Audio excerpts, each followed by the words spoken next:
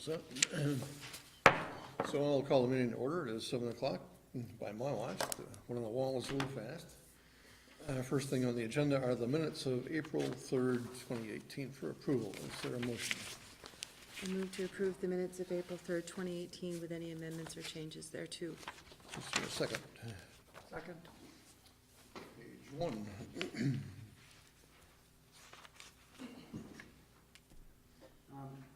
Terry, a couple things under number 5, the Catamount license agreement. I'm in the first sentence, and it appears to repeat license agreement. It talks about, and will review revisions to the Catamount license agreement relative to the conservation easements, management plan, and license agreement. The second license agreement should be deleted.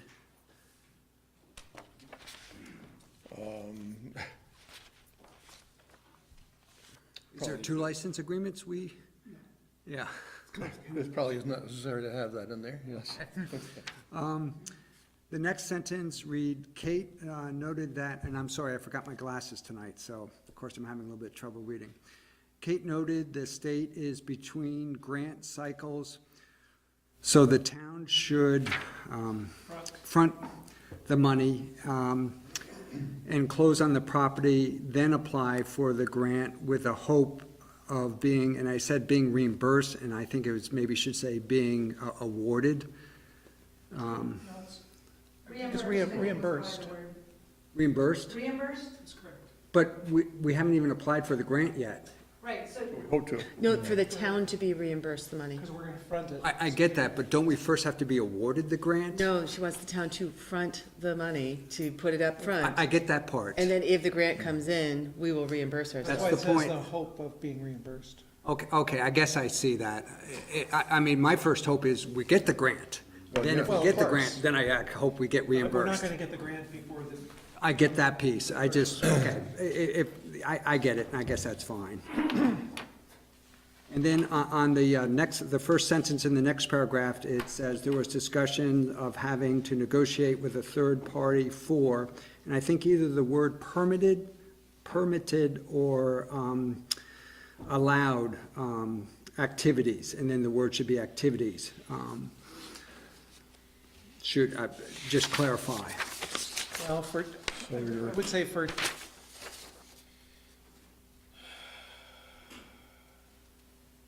for, town-sponsored activities or town, because it's really for, it's not for activities in general, it's for things that the town will come up with, right? Any town-sponsored or town-recommended activities, right? Well, there were 2 things I picked up on. One is we're talking about the license agreement and also about the management plan. If we're talking about the license agreement, we have to be talking about the management plan too. And that's where the phrase is permitted, that's the word, or allowed, and then activities, because there's multiple I activities. think you're thinking of the conservation easement for permitted activities. I think those are the, I thought it was the management plan where we'll also discuss what, and am I wrong there? let's ask Kate. Well, so I think that any kind of big special events would actually go through a town permit. And so it would be permitted through your regular town procedure, but you're not gonna be permitted through the easement. The easement restricts certain things and doesn't restrict certain things, but there's no permitting in place for the easement. The management plan will also kind of allow certain activities and disallow other activities. But there's no real permitting in place. The permit, as I understood it, is through the regular town special event. By permit, I didn't mean like a permit where you got Allowed. permit. This is Allowed, more, okay. the allowed Yes. is more I'm looking at. Maybe that's a better word. So Yeah, it's- I think what you're getting at is that we had a discussion about the fact that if it's a town forest, the town shouldn't have to negotiate with another party if it wants to allow certain activities on the land, whether it's with, through the management plan, the forest management plan, or otherwise.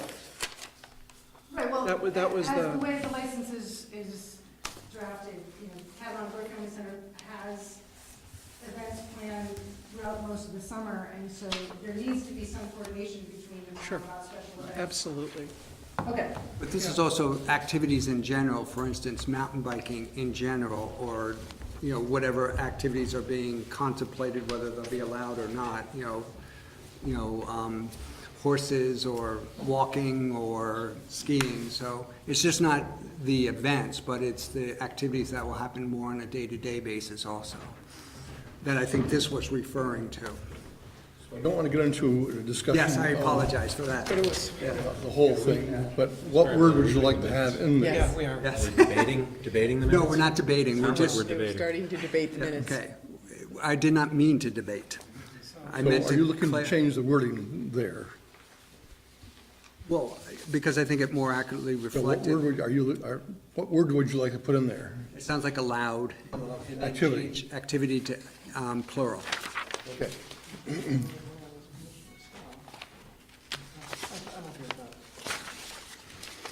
Page 2. Sorry, I got a couple more things. Under number 7, keeping of chickens, I'm in the third line, and it mentions residential district. So I'm not sure exactly what that means. I mean, I know what a residential district is. First question is, should that say districts because we have more than one residential district in town? And,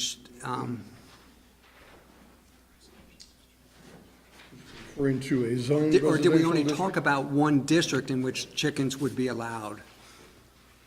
Are we talking about zoned residential districts, or, I'm not sure. I thought it was just in lots less than 1 acre. Anywhere in town. Anywhere in town, yeah, so Yeah. maybe we should scratch out then residential district. Is that correct, you think, Rick? I think that's a good suggestion. Yep. Okay. Then the other question I had is, when it continues on to say, in a total of 6 chickens, I know we spent a fair amount of time on this, did we decide whether it would be 6 chicken, 6 female chickens, or, I guess the more accurate term, 6 hens? Well, we definitely agreed on hens Okay. being part of it. I think there's discussion further on, along with Lynn Blevins, that talked about the problem with having just 6 chickens. Right, So but I just want to make sure I'm clear on what it was, the consensus was, whether it was. I don't think we had a Hens, not consensus. roosters. Okay, I would have thought it was hens too. So I recommend that it say a total of 6 hens or 6 female chickens.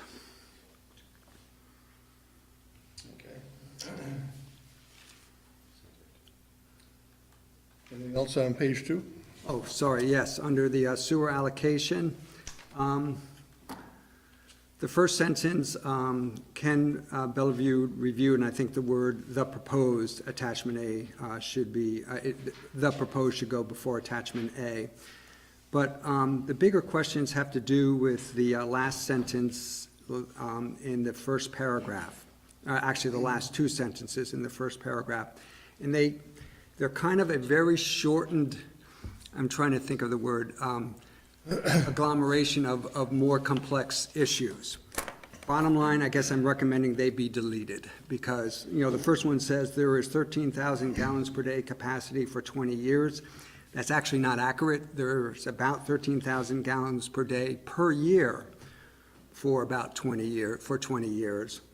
But then it goes on to talk about, and the trend on average is less than that amount. And that's talking about a totally different thing. That's talking about the amount we allocate. So it just ended up, I think, being confusing, not helpful, so maybe it should be deleted, those last 2 sentences. Solution The only question I have is, you say last several sentences? Last 2. 2, in the first paragraph. It starts out there is 13,000.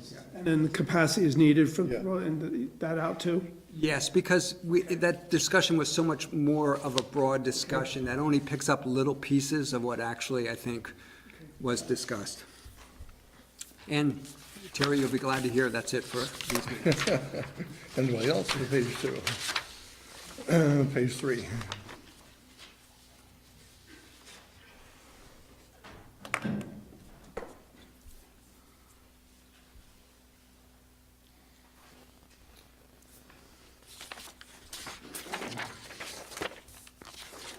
Page 4.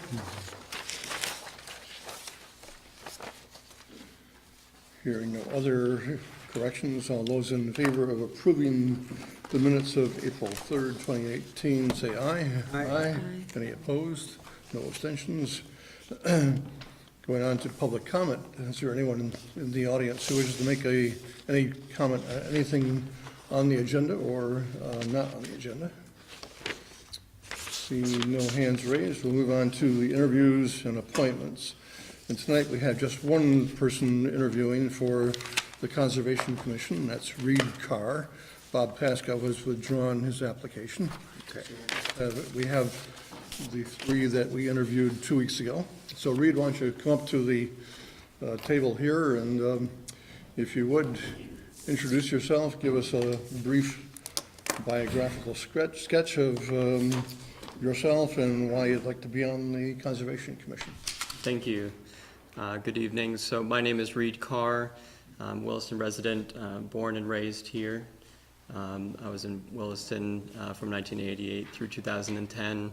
Spent 6 years in Washington, D.C. area thereafter, starting a career, and recently moved back at the end of 2016 and purchased a condo here in Williston.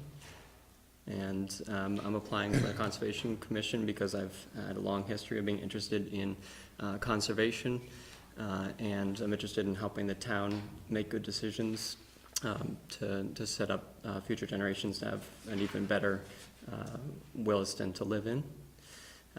I went to school at St. Lawrence University and studied environmental studies and chemistry, so I have a bit of a scientific background and perspective, but I've also done a lot of work on a volunteer basis through multiple action committees or groups at the university, at my current employer, Freddie Mac, in McLean, Virginia, as well as here in Williston today. I participate with Sustainable Williston and with Transition Town Williston activities, meetings, events, etc.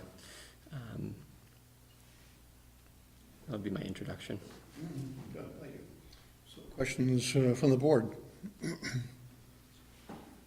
Hey, Reed, I'm going to have two basic questions for you. The first one has to, it's kind of the question of how is the town doing? And by that I mean, there's the town plan that will outline some of our conservation goals. There's the Conservation Commission itself, which has, taken various actions. So my question is have you had the opportunity to read the town plan and or attend a Conservation Commission or talk with Melinda, the environmental planner, and kind of your thoughts on how are we doing? What are we doing right, and what could we be doing better? Sure, so I'll try to answer all parts of that. So the first is, I have read the town plan, not in detail, but skimmed and paid a special attention to areas that seem to be related to the activities that the Conservation Commission would have, either in an advisory role, good land stewardship, and I've also taken a look at some of the recent activities for the Conservation Commission, the types of topics that have been on the agenda, and the types of recommendations that they've been making. Since returning, I've been here for about 1.5 years, and so I'm just getting a feel for kind of how things are going in town, especially related to land conservation. And I would say Williston is actually positioned pretty well. The fact that we have so many facets of the comprehensive town plan that speak to the importance of conservation, and improving all sorts of things beyond just the ecology of Williston and the natural habitats that we have, but also economic and recreational benefits. Okay, good, thank you. And then my second question is a question, for some reason, it ends up falling on my shoulders. I asked the other 3 folks that we interviewed at the last meeting, I asked a lot of people to interview with us the same question. It's a conflict of interest question, and basically, Freddie Mac, I don't really see, at least, that professional career there being much opportunity, but If there were a conflict, how would you recognize it, and what would you do about it? Sure. So, as far as recognizing conflict of interest, I would just keep in mind everything that I have a stake in, whether it's through my primary job. I also work and volunteer as a soccer coach, and I'm active throughout the community. So I would just keep in mind all the different ways that the topics that are on the agenda might intertwine with my biases. And then as far as how I would deal with that, because the Conservation Commission acts in an advisory role, I don't feel that it's likely to be a problem or as important, but I would simply recuse myself from discussion on any topics that I don't feel like I could be objective about. Great, thank you. Good answer. Any further questions? If not, we thank you for coming tonight, and the next item on our agenda would be hopefully to make a decision on who would be the representative. Thank you. Yes, you have a We have question? 4 people, right? We have 4. 4, okay. So we have, as we just heard, Reed Carr, John Nittler, G. Miller, and Connie Clavitcher.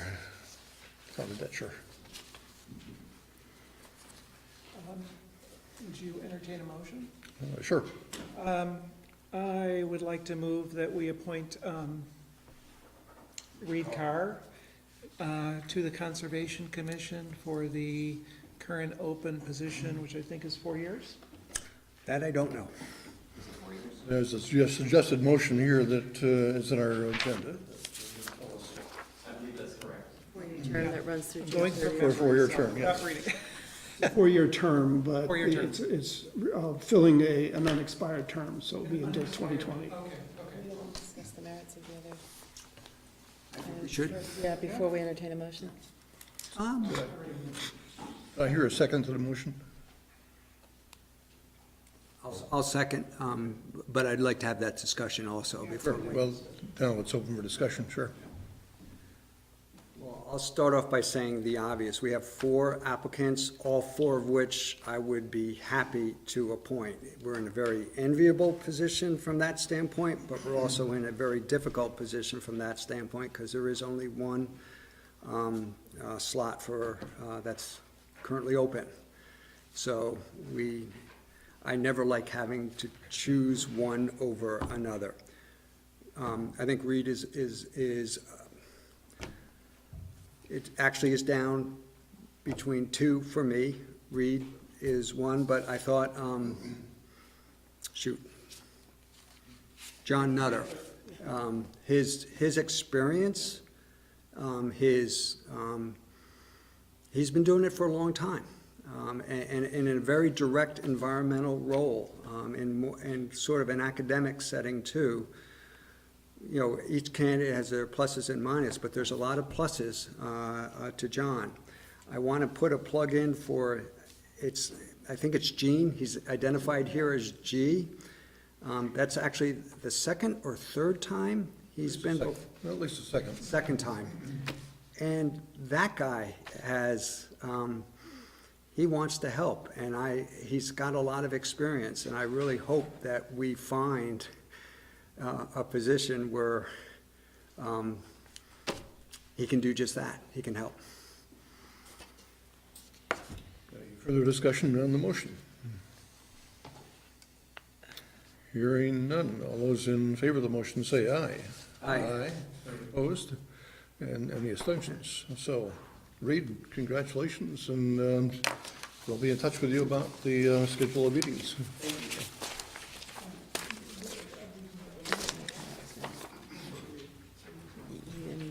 Yeah, and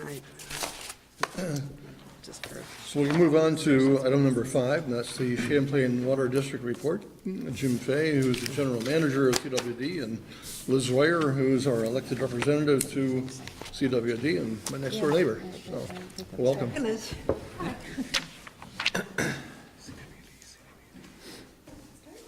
Take it right off. So I'm Liz Royer, and I was appointed in 2016 and elected in 2017 to a 3-year term to the board. I believe we missed meeting with the select board last year, but I did meet with the Conservation Commission in 2017. So I've enjoyed serving on the board, and I've enjoyed representing Williston. We really have a wide range of backgrounds on the board. I think we really have some good discussions. I'm going to be talking a little bit about the budget and rates, and then Jim is going to talk a little bit about some of the capital projects that they're working on right now. So overall, water sales are level, and Champlain Water really tries to minimize their rate increases while carrying out the 10-year master plan and trying to make capital reserve fund contributions as well. So for fiscal year 2018-2019, the uniform wholesale water rate is set at $2.16.5 per 1,000 gallons. So that represents an increase of 6.5 cents per 1,000 gallons, which is 3.1%. So if you look at your historical rate increase impact on average family handout, it's part of your packet. You'll see what that translates to, and that's approximately $4.27 per year per family using the average amount of water. That's just about the same as the 9-year annual average per family, which is $4.15.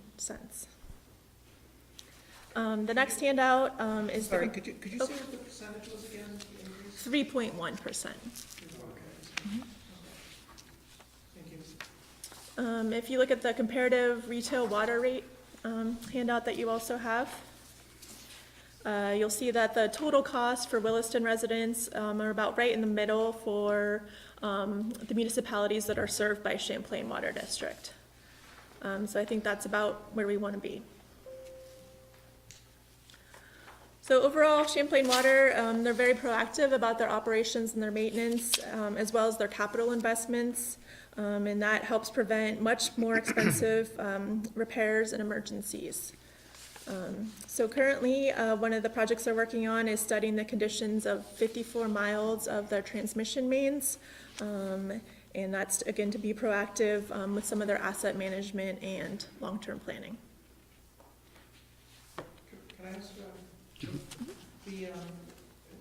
is the water tied to the sewer in terms of rates? Not Yeah, rates, no. believe so. It's usually, the CWD serve systems will bill off the volume of the meter. So normally what you're using domestically, that you're paying water on, that same volume for the most part is going to be paid for sewer. There are some exceptions to that. You can put in an irrigation meter, as an example, and not be billed sewer because it's used outside. But separate, if you will, enterprise funds, depending upon where you're getting your sewer from, but the water meter's probably the tie for volume. So the fact that the water went up by 3%, sewer has no... Absolutely not. No, we're just water. This morning, had a meeting with a Colchester resident. They just started a new stormwater utility, and he had questions for me on this new bill that he got from us. So it's interesting.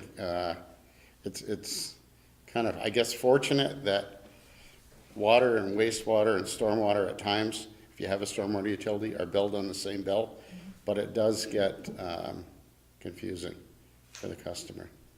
Because it's for the most part, those are separate departments. And in our case, we're the wholesaler to 12 municipal water systems. And our, if you will, our wholesale charge is in, like in Williston, it's a component of the Williston Water Department budget. So usually even though we might be going up 3.1%, when you look across the 12 systems, that has an impact, because we're just one item in that larger budget, somewhere between 1 to 2% to the retail systems, because they all have a markup that you saw summarized on our last survey. So we're the wholesaler. I've never had to worry about my water in Williston, so thank you for that. So, So Liz, now that we've interrupted, maybe okay, I've asked this, what are the key, 3.1% seems reasonable. I look at, the budget we just went through, but it still is always helpful for me to know what is driving that increase. And so what would you attribute the increase largely to? Like I mentioned, that, sales are level. That's interesting. Well, there's a couple different factors there, one of which is, a lot of places do encourage water conservation. A lot of fixtures are made to use less water. There's a small amount of growth in the county, but not a large amount to kind of, it kind of balances each other out, I guess, I would say at this point. So beyond that, we, again, like I said, they have to be proactive. They have a lot of capital improvements. You have to stay on top of your maintenance in order to prevent those future more expensive costs. So that, that money and that increase has to come from somewhere. So unfortunately, with the flat sales, it has to be the small rate increase.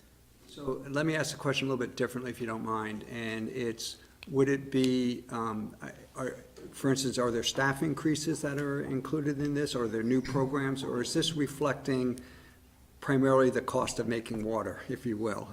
Electricity, chemicals, those types of costs.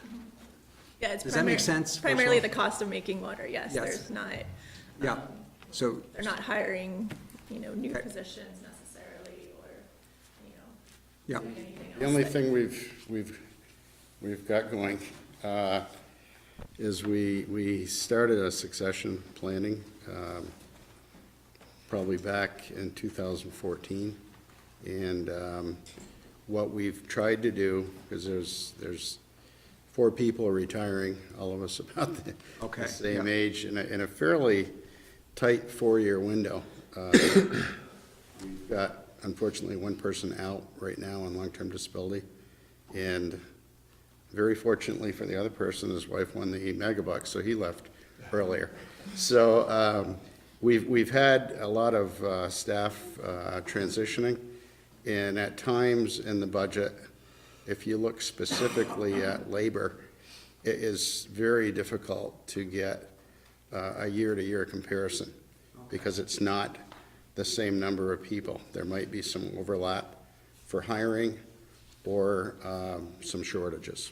But for the most part, like Liz said, it's kind of the inflationary increases for the cost of the water itself. okay. Thank you. Heading on to the major capital work, we're all aware the construction of the tank, Williston North Tank, was completed off Mountain View Road. And originally, the town had plans for, well, it was a 350,000 gallon to begin with, and it got reduced to 300,000. We were looking to retire the tank that's on Tower Lane. We'd been working together on that for, some of you I think have been here, Jeff, I think, and Terry, for maybe the last 5-6 years. We've been talking about wanting to retire. That one's more or less an elevated storage tank rather than a ground storage. So to paint that, particularly the exterior, is pretty expensive. And unfortunately, the way the tank was shaped, the interior had a fair amount of ice rubbing on it, and impacted the painting cycle. So that particular tank had the shortest painting recoating of any of our 19 tanks in the system.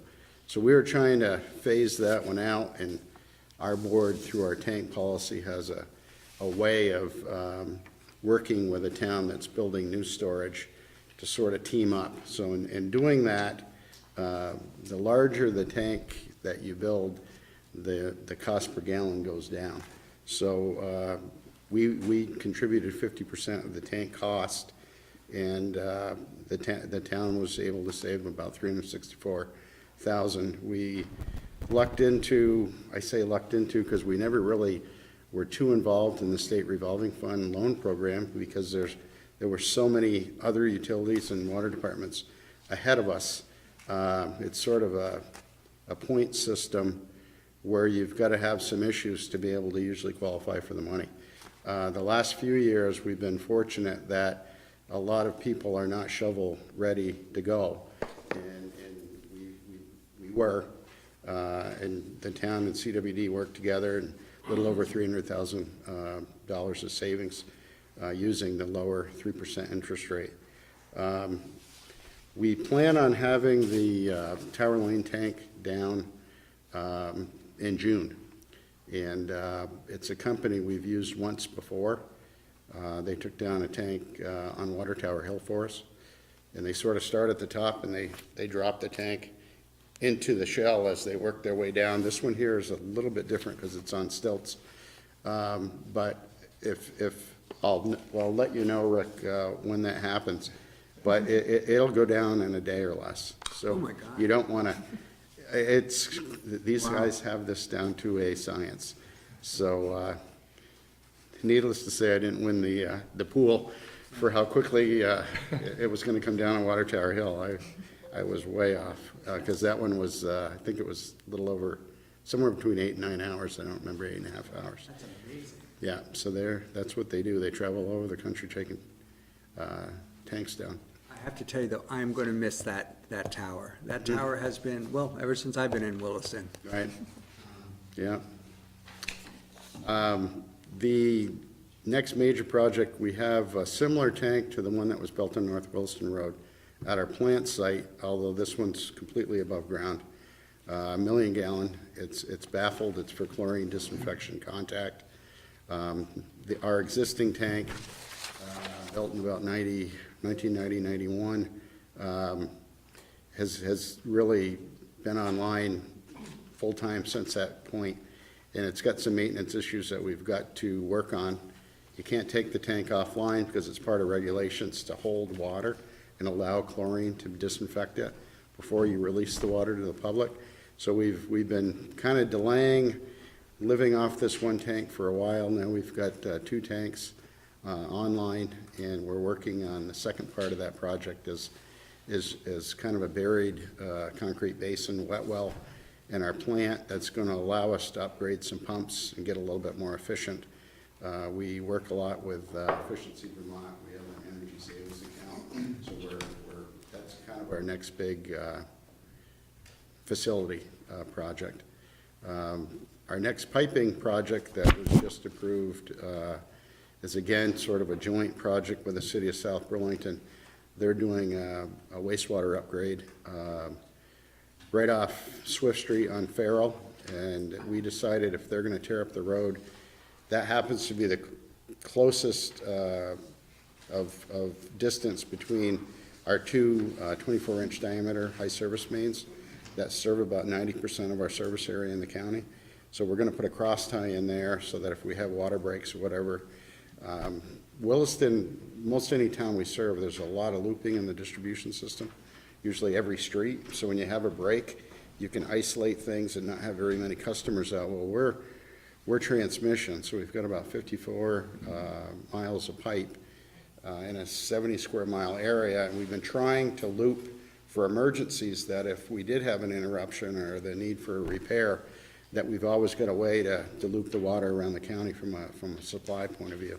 So that's going to help us tremendously. We expect that will be done by this fall. And one of the last planned projects, these are all been bonded and taken care of, and our financial model is, I think they're still calling it the double diamond crossover at exit 16.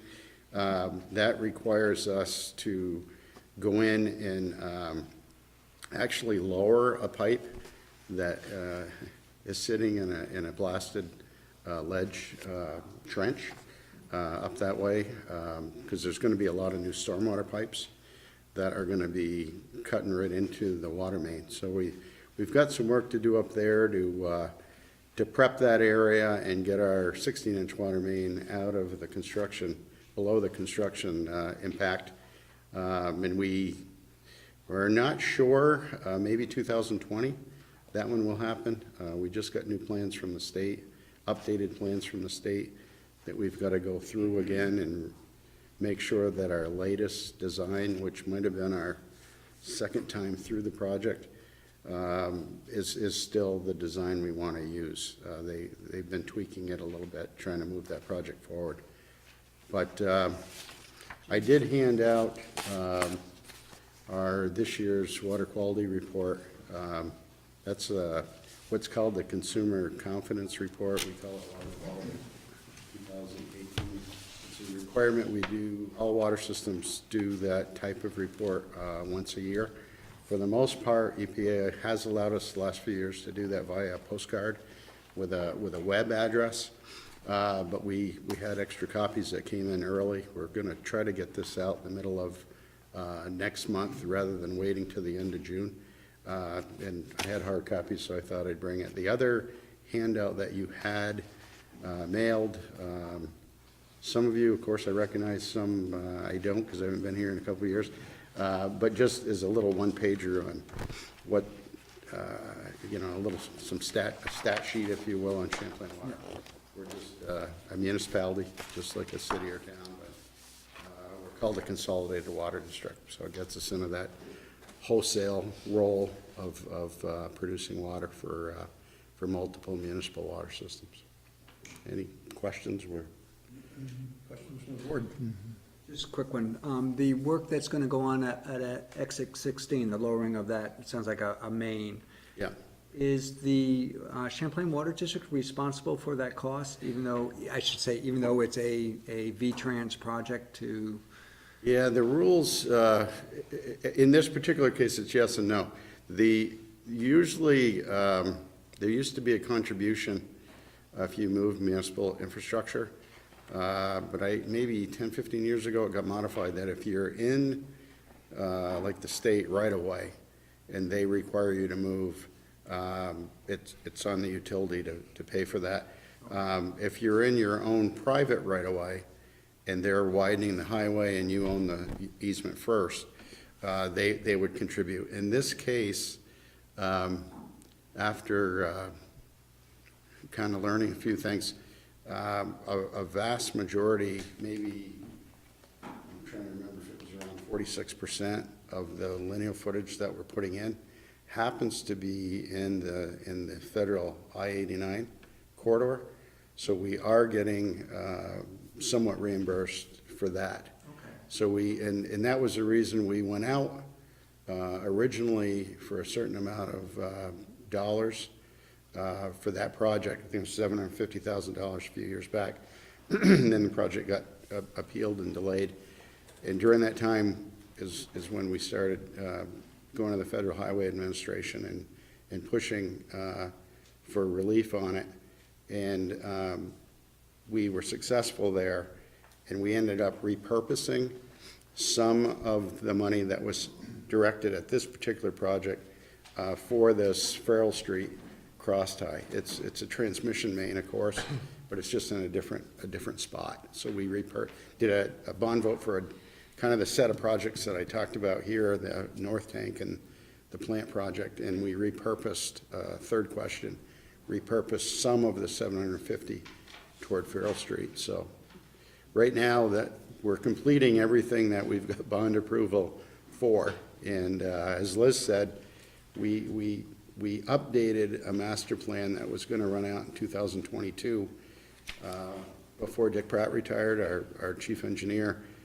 We got a group of us together and we extended the 2002 to 2022 master plan from 2016 to 2026. So we may be bonding again, and I don't think it's going to be March of 19, could be March of 20.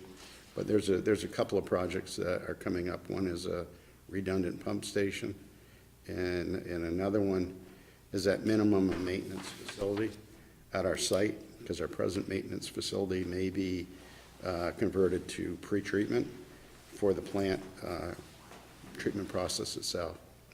But nothing planned immediately. Good, thank you. Thank you. Further questions for Jim or Liz? If not, thank you very much. We appreciate your being here.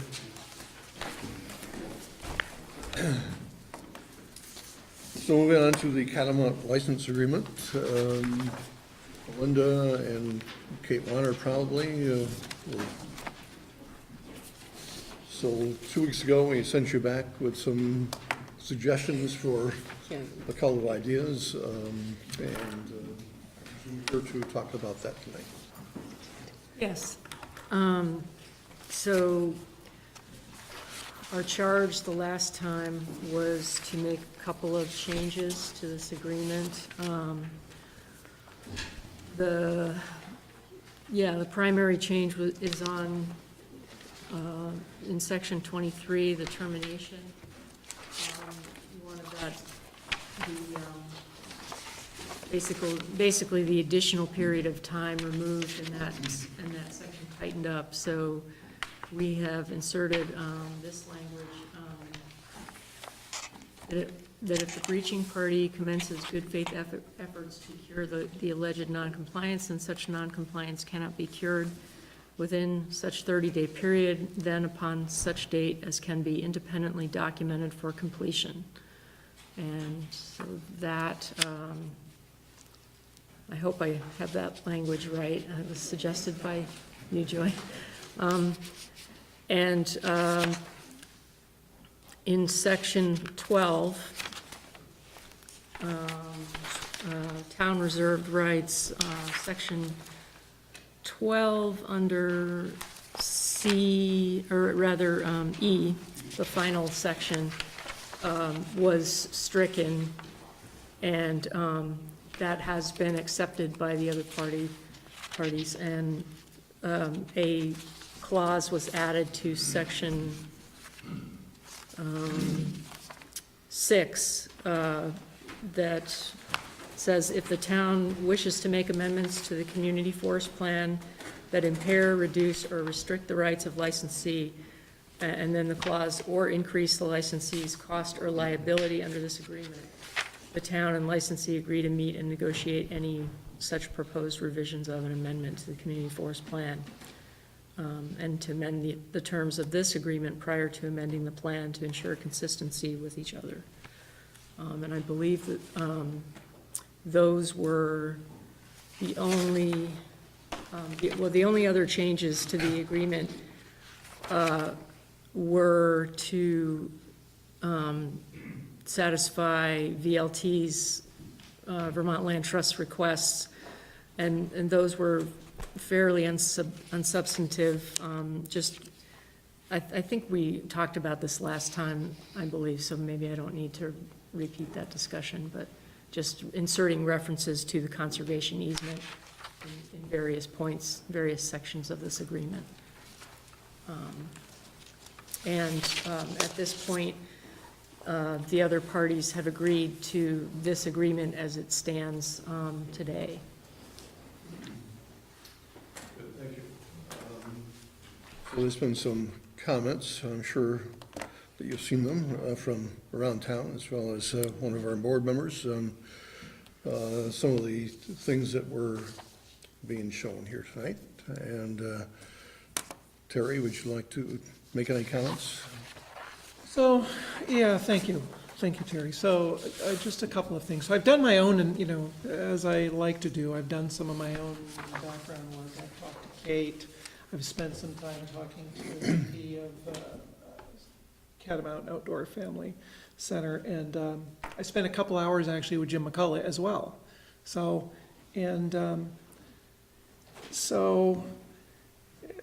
let me summarize them quickly. So I don't want to write a book or a novel here, but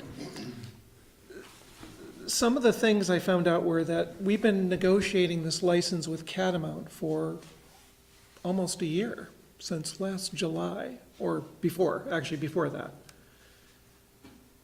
We've been in negotiation with Catamount, which, I mean, as a board member, I don't remember ever closing or having closure of giving exclusive license to any entity. I'm not saying Catamount's the wrong one now, I'm just saying that we never had that discussion.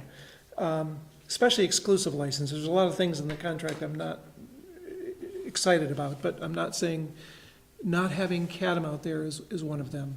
But, so we've been negotiating this in some way for a year, and then in July, I think, there was is talking with all these parties, there was a memorandum of understanding between the town and the Catamount Outdoor Family Center, which I don't think was ever shared with the board.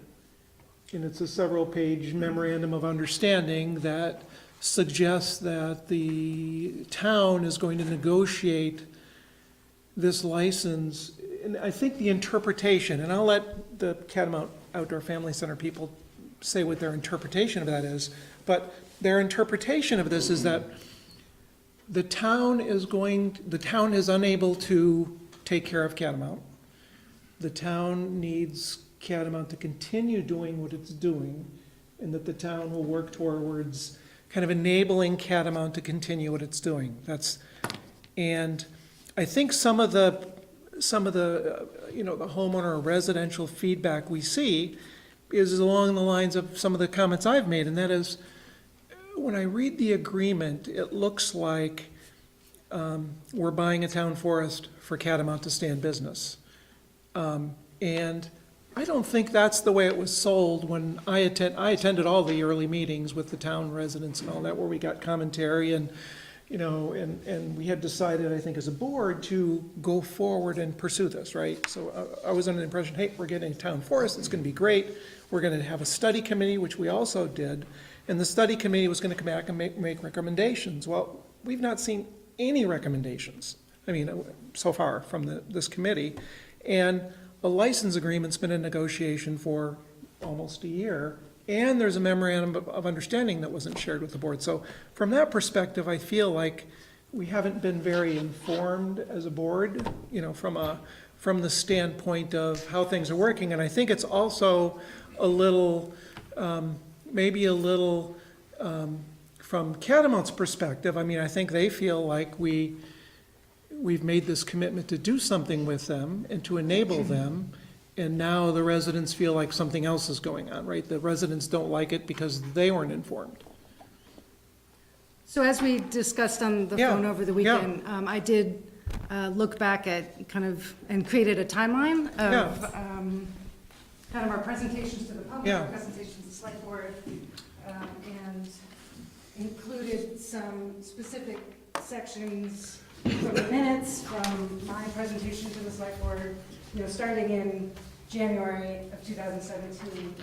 And you'll see that both kind of the discussion of the partnership with Outdoor Family Center, the discussion of a license is all through there multiple times. So I just wanted to share that with you. So it was again, I just joined the select board in April of last year, so if it was before that, I wouldn't have seen it likely. But that was before the discussions as well, wasn't it, with the town? And I know at the town it was brought up that was a desire of the McCulloughs, but I think at that point in time, we needed to study it as a board. So, and at least in my tenure, we haven't had that discussion, and I've been under the impression that we're buying this as a community forest. If we're spending $600,000, and again, I'm not saying Catamount's the wrong organization.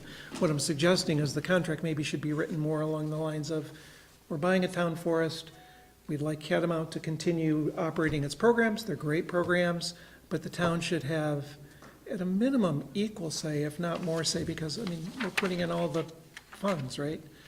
Catamount, no, I'm sorry, we're putting, between the Catamount Outdoor Family Center and the town's putting in all the funds. State and federal grants, of course, are going in as well. The Well, a lion's significant share. amount of private fundraising. Oh, of course. And a private committee of citizens. So, and again, my issue is not with Catamount, it's with the way the contract's written. The contract's written very strongly. It doesn't give us, the town, as much control as it feels like we should have with the amount of money we're spending. That's what I want to say. And I think, so Rick, let me just add one more thing on this.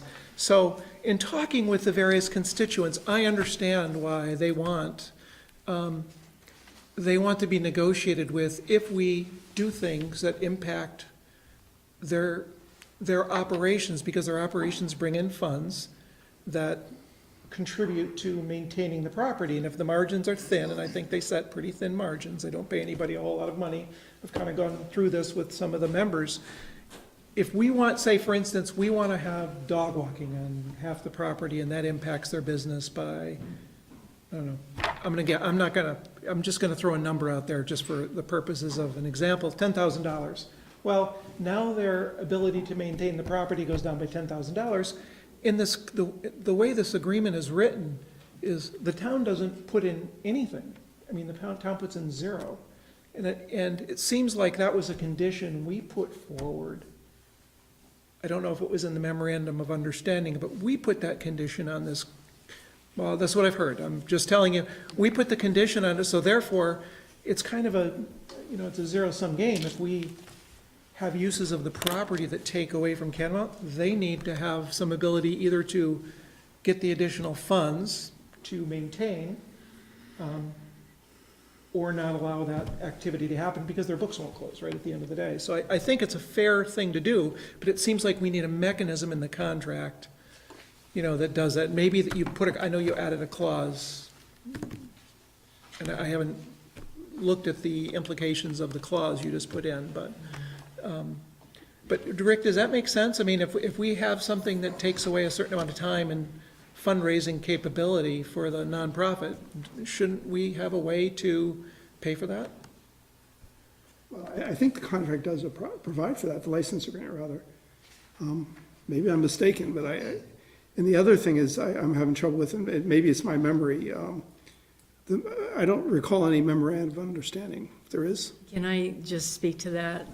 Because at the very beginning, near the beginning of this project, we talked about creating a memorandum of understanding as a starting point for negotiating a license agreement.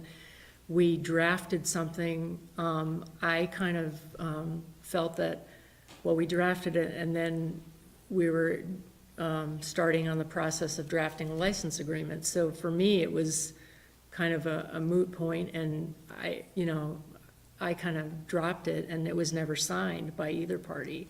I mean, it started out as a draft mainly just to float ideas, between the two of what kind of relationship. It's a very legalized document. It's as much as I could take from a document perspective. It seems like it was drafted by lawyers, not, it certainly looked like it. Wasn't. But in talking with at least the COFL representative, they looked at this as a kind of, this is what we're abiding by. Why is everybody complaining about Catamount having control? Because this is what we intended to go do. So that's... It's an interesting difference, yeah. So...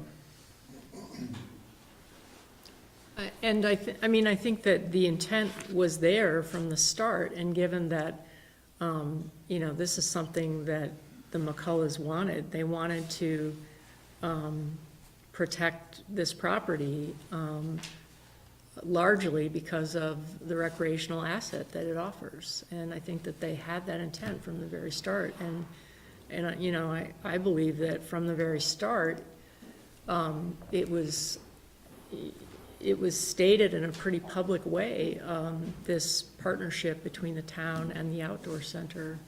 And one other point on that is, I am sure we would not have gotten ranked second in the country out of only 7 federal grants if it had not been for what the recreational asset that it is now that the McCulloughs have built there. We also would not have gotten $325,000 from Vermont Housing Conservation Board. Their normal limit for your municipal project is $150,000, and they only go over that if they consider it a statewide resource. So I think there's a big difference between kind of a plain vanilla town forest and what is there now, and that is why it's attracting federal money, it's attracting more state money, it's attracting money from businesses and nonprofits and national foundations. So I don't think we would have been able to purchase this, or the town would have been able to purchase this property if it had not been for all the other successful grant raising that we've been able to do that is purely around what, the McCulloughs provide, including, 2.5 miles of wheelchair accessible trails. One of the only places to go sit skiing in Chittenden County, including, empowering mountain bike camps for 8-year-old girls. I mean, that's a special thing. And people are responding to that, and the citizens of Williston are responding to that. So I don't think that we could have made this happen without Catamount Outdoor Family Center. And I might add to that, at a meeting of VHCB, shortly, I guess, before they announced that the town had gotten the grant, who's the head? Gus Seelig? Gus Seelig came out. I had left the meeting early. He came out, he followed me out, and he personally thanked, he said, I really want to thank the town for, saving this resource, for protecting this resource. So, I think that kind of speaks a lot, to the Catamount. No argument with protecting other programs. I think that's all highly supported of that. So it's more along the lines of the contract, but Well, it sounds like in you the have, process there are we've gone two, through. it sounds like there are two issues that you have. One is the process. and Definitely the process. And the other is the substance that it resulted in. The licensing agreement is not up to where you would want it to be. Only from a town rights perspective. Okay. And I would say that it needs to be drafted in a way that protects the residents' rights. We're putting in we're putting the residents' money in here, $600,000 to start. And it just seems like we shouldn't, for instance, I don't want to dwell on the dog issue, but let's just bring it up as the dog issue. And all of us have gotten emails about this from various residents.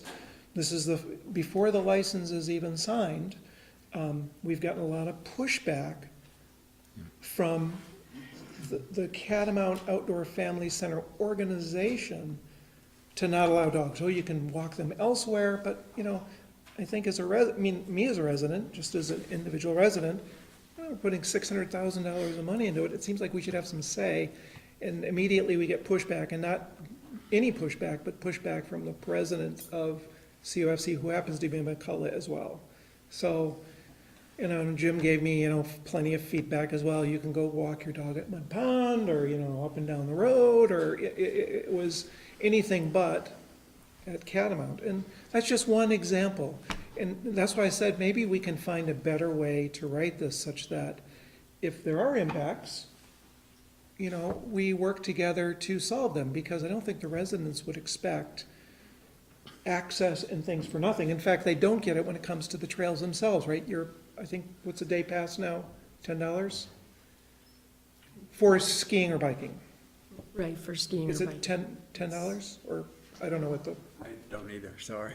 but, so it's not for free there, and in the event that we do something that causes some impact and you can't raise the funds, let's make sure we have a mechanism to take care of that, and people understand when they want to do things that this is what the cost is. I don't know, that's just my thought. And from a license agreement, it's written in a way that says, my interpretation, I'm not an attorney, so the smart guys here will have to correct me, but my interpretation is we negotiate, and if we can't come to an agreement, we go to mediation. So it seems like immediately we have an issue that we haven't come to agreement on, this dog issue. And again, I'm speaking not with the select board, but in general with residents, pretty tough pushback. We will go to mediation. And where is that going? I don't think the town should be subjected to mediation on something like that. That seems like a reasonable use for a town forest. And, if it impacts your income, well, let's figure out a way to take care of it. That's just, so, I don't know, that was probably a long answer, Ted, sorry. No, So the Management Study Committee has been working really hard on kind of responding to all the citizens' concerns about uses. And I know you haven't seen the language yet, it is on the town website, but it hasn't been presented to you yet, and it will be in May, I've probably. handed the plan over to Rick, so This afternoon, as a matter of fact. So there will be a discussion about all those issues with you and especially some of the topics that have been grappling. And they'll be presenting some suggested solutions to you for your review and approval. So that, I think, is a very, I mean, we don't want to get into the dog issue during the license. I mean, that's kind of a separate, kind of, probably multiple select board meetings, that all of those issues will be discussed with the management I committee. would expect we get more public input too. You'll make recommendations, they'll become public, and then we'll get, because this is a very small group of people from, and if I recall interviewing them all, a great number were residents on that road. I mean, a very large number were close neighbors or people along that road, maybe more than half. But anyway, I would think the whole town should chime in, because in a lot of cases, you know, we have maybe 20 people in the audience, there's 9,000 residents. Good to get good feedback. So the other thing, I'm still confused about the process, because why wouldn't we see the results of this committee before signing an agreement? I don't Not asking understand. the board to approve this tonight or sign anything. This is just a preliminary approval of a document so we can keep the process moving, because there's many documents that we're going to have to go through. For example, at the October. I'm sorry, but we were told just a couple of weeks ago that we were already late on this, which, you know, No formal action is required. so we changed that. Good, thank you. Actually, I've been getting a lot more constituent contact than I usually get on this, and I've been people stop me on the bike path and talk to me about this, which kind of freaks me out that they recognize me. Your picture's on the website. Yeah, okay, but. We don't look like our normal We selves got that some up in the morning. got some real select board heads out there who are gonna quit their jobs and follow the select board around on their concerts or tour or something. Is that the Grateful Dead? But, but anyway, I'm actually really surprised at the amount of contact I'm getting from people saying, two things. And one, the dog thing actually is, I'm hearing a lot about that. But I'm not interpreting that to mean that it's just about the dogs, because I'm getting a follow-up with people saying, same thing that Teresa's been saying, that if the town is actually gonna be owning this, then why, it doesn't seem like the town is actually exercising any ownership power after the contract is signed and it goes through. And I'm hearing that from people that I'm kind of surprised to hear that from. And I think that the dog issue, the pushback that came from that was perhaps, could have been handled a little differently.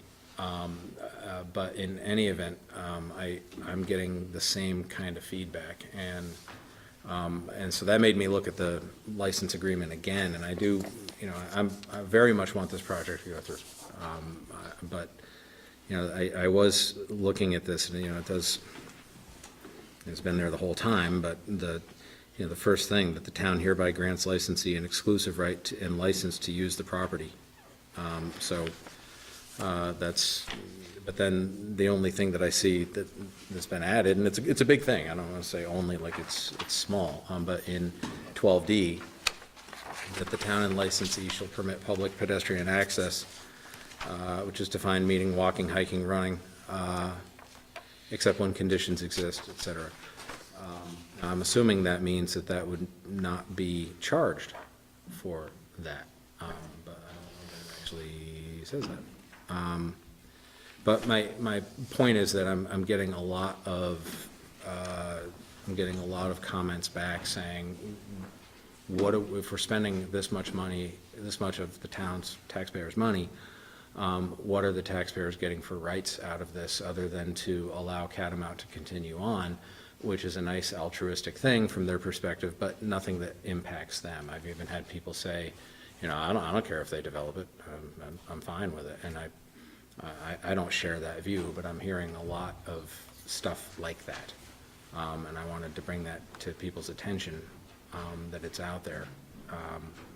I'm also, again, I'm worried with the document that's coming about the conversations that people have had and the issues that people are trying to work through.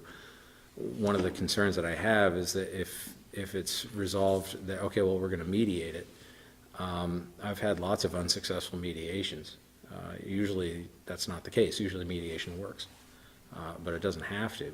And I always come back to the historical example of the right after World War II when the great powers met, and every time the leaders of the Soviet Union, England, France, and the United States had an agreement, had something they couldn't come to an agreement, they said, well, we'll leave it to the secretaries and the foreign ministers. Well, what did that do?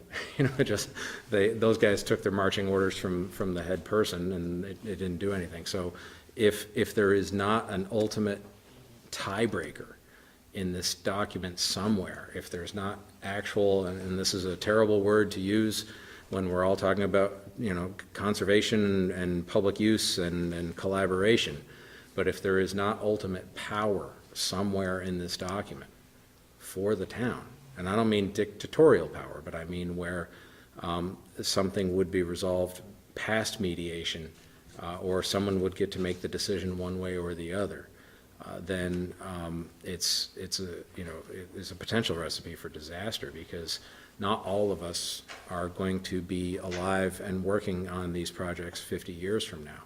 I'm 53, so at 103, it's very unlikely that I'm going to be part of it.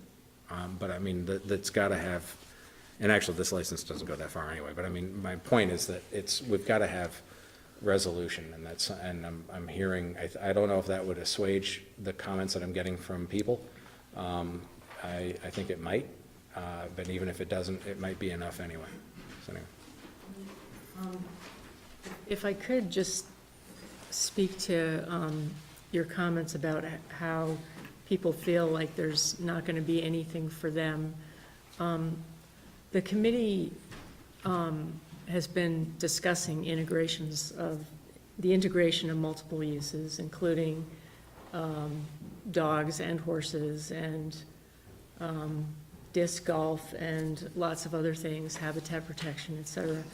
And they're being very thoughtful in their discussions, and at this time, they have not found a way, or have not devised a specific plan to integrate horses and dogs. That doesn't mean that can never happen, but it means that, yeah, on day one, when the town owns the property, people can't go out and do whatever it is they want to do. I think that it may take a long time to figure out how to integrate these uses, and I think it'd be irresponsible for every use, for the property to be opened up to all uses on day one without thoughtful consideration of how those uses are going to all be integrated. And so it doesn't mean that that the town is excluding these uses. It means that right now there needs to be more time to figure out how it's all going to work. I guess I'd kind of like to tack on to Ted's comment, which is I'm also getting way more than I would have expected on this. And I think at the end of the day, and I don't want to put words in your mouth, but I think we're getting at the same thing, is that the end result should be that the town, not the McCullochs, have the right to say what's going on. Am I getting that kind of where you guys are coming from? I think, just to be responsible to the taxpayers, I think that's. And that's not getting into, I don't want to get into the dog thing either, and actually, even as a dog owner, that is not what I'd want to see going on up there. But that has nothing to do with this. It's just at the end of the day, when the dispute can't be resolved, the final thing should belong to the town. So just one point to that, the town does have the ultimate authority for ownership and management decisions on the property. But according to this licensing agreement, the way I'm reading it, McCullochs are the ones that are running the game. Well, the McCullochs have nothing to do with Catamount Outdoor Family Center. But let me, can I address that? Because I deal with this a lot, and I hope not to be stupid or condescending, maybe, but property is, I always give this lecture to people in my office, and they probably roll their eyes just like everybody here's about to. But I take pens out of a pen holder, and I say, property is a bundle of rights. That's what property is. That's why a novel is property, it's intellectual property, and real estate, dirt is also property. Well, they're very different things, so how come they're both property? Because property defines your relationship to something. It doesn't define the thing itself. That's what property is your ability to control things. When you have a license agreement, what's happening is the town is going to get title, boom, and then the town says, great, but I'm going to hand these specific property rights back to you as my licensee, and then I don't have authority over them, just like a landlord doesn't have authority over an apartment anymore because it's not really theirs. They've given that property right to the person who has now a right to live in it as long as they pay the rent. And so this license agreement so far does give a significant amount of power away. And I'm going to probably differ a little bit with other people on the select board. I don't know that that's such a terrible thing. If it's done in a measured way, and if there's a way to deal with resolve conflicts and make sure everybody feels like they have a seat at the table, because somebody's got to run it. And, you know, the Catamount has been running it, so heck, that might be a great idea if they keep doing that. And they're going to need authority to do that. So I don't really have a problem with the fact that somebody's going to have to manage it, and somebody's going to, and a license agreement is as fine as anything else. But it doesn't, you know, the fact that the town has title to the property doesn't mean that the town has property rights over whatever it gave away in a license agreement. So I am, you know, again, I'm not in any way advocating some sort of dictatorial power that the town would have.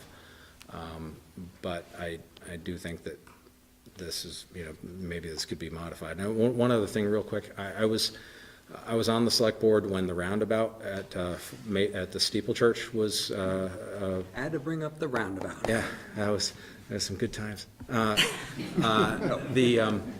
was genuinely shocked that I was hearing that the town was going to take a portion of the church's steps, that it was going to take the gas pumps from the corner store, and that school buses wouldn't get past this, and emergency vehicles, fire trucks would not be able to get past the roundabout. So we were cutting off that part, and people believed that immediately, and I was thinking, yeah, because, you know, I don't want to sound arrogant. I'm a big, huge select board member. We have 2 meetings a month, and there's a lot of power that comes with that. But that being said, I'm not, at least not that stupid, that we would do something like that. So, you know, let's just cut that part of the town off. They don't need that. How many ambulance calls do we even get over there anyway? But my point is that the perception was reality. And this stuff can spread very quickly, and I don't know that that's what's happening here. I just call it out as something that everybody should be aware that, you know, there is a public education component to all of this. And if there's information that's going out there that's not accurate, efforts need to be made. So as the 2 lawyers on the select board, I don't know if there's more than 2, but do you want to suggest some language to section 24 that would make you feel better? Not tonight. Not tonight, okay. Maybe, if you don't mind, I've got 3 questions, hopefully quick. I apologize if we've talked about them in previous meetings or maybe even tonight. Similar to everybody else, I was, you know, information I've been receiving caused me to go back and look at this. And my first question, they're all about the relationship between this license agreement, what I believe is termed the Catamount Forest Plan, and the conservation easement. So my first question is in the license agreement under number 4, it's the first time I believe it's mentioned, the Catamount Forest Plan. Is that the plan that this group of folks are working on right now? Yes. Sometimes what I call the management plan is the Catamount Forest Plan. Okay. My next question is I'm on one of the whereases in the license agreement. It's the one that reads, whereas at the time the property was sold, i.e. when this is actually executed to the town, it was the mutual understanding of the McCulloughs and the town that licensee would continue to operate the recreational center consistent with past practices and would maintain the property and trail network in a manner consistent with past practices.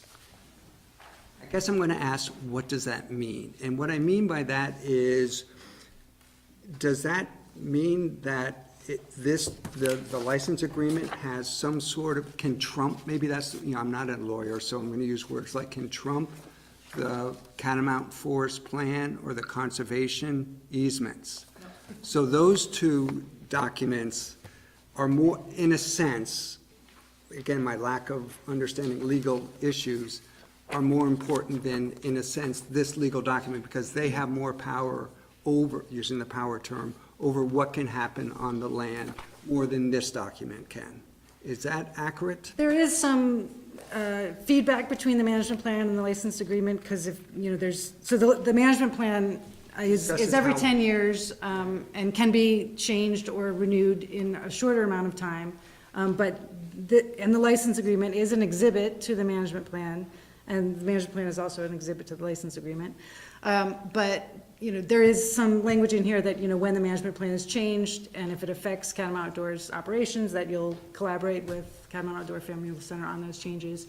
So there is some instruction to collaborate on that, but ultimately, the license has to follow the management plan, and the license has to follow the easement. Okay, great, thank you. So we've heard about the dog issue, there's the horse issue. I personally am in favor of having an annual Williston Mud Bog happen at Catamount.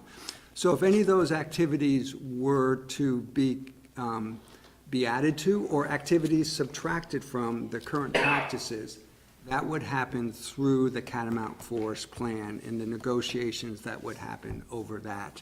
And those negotiations can't happen until this guy is executed. Is that correct? I mean, I realize there'll be a plan that's developed, but any changes to that plan won't happen until this is.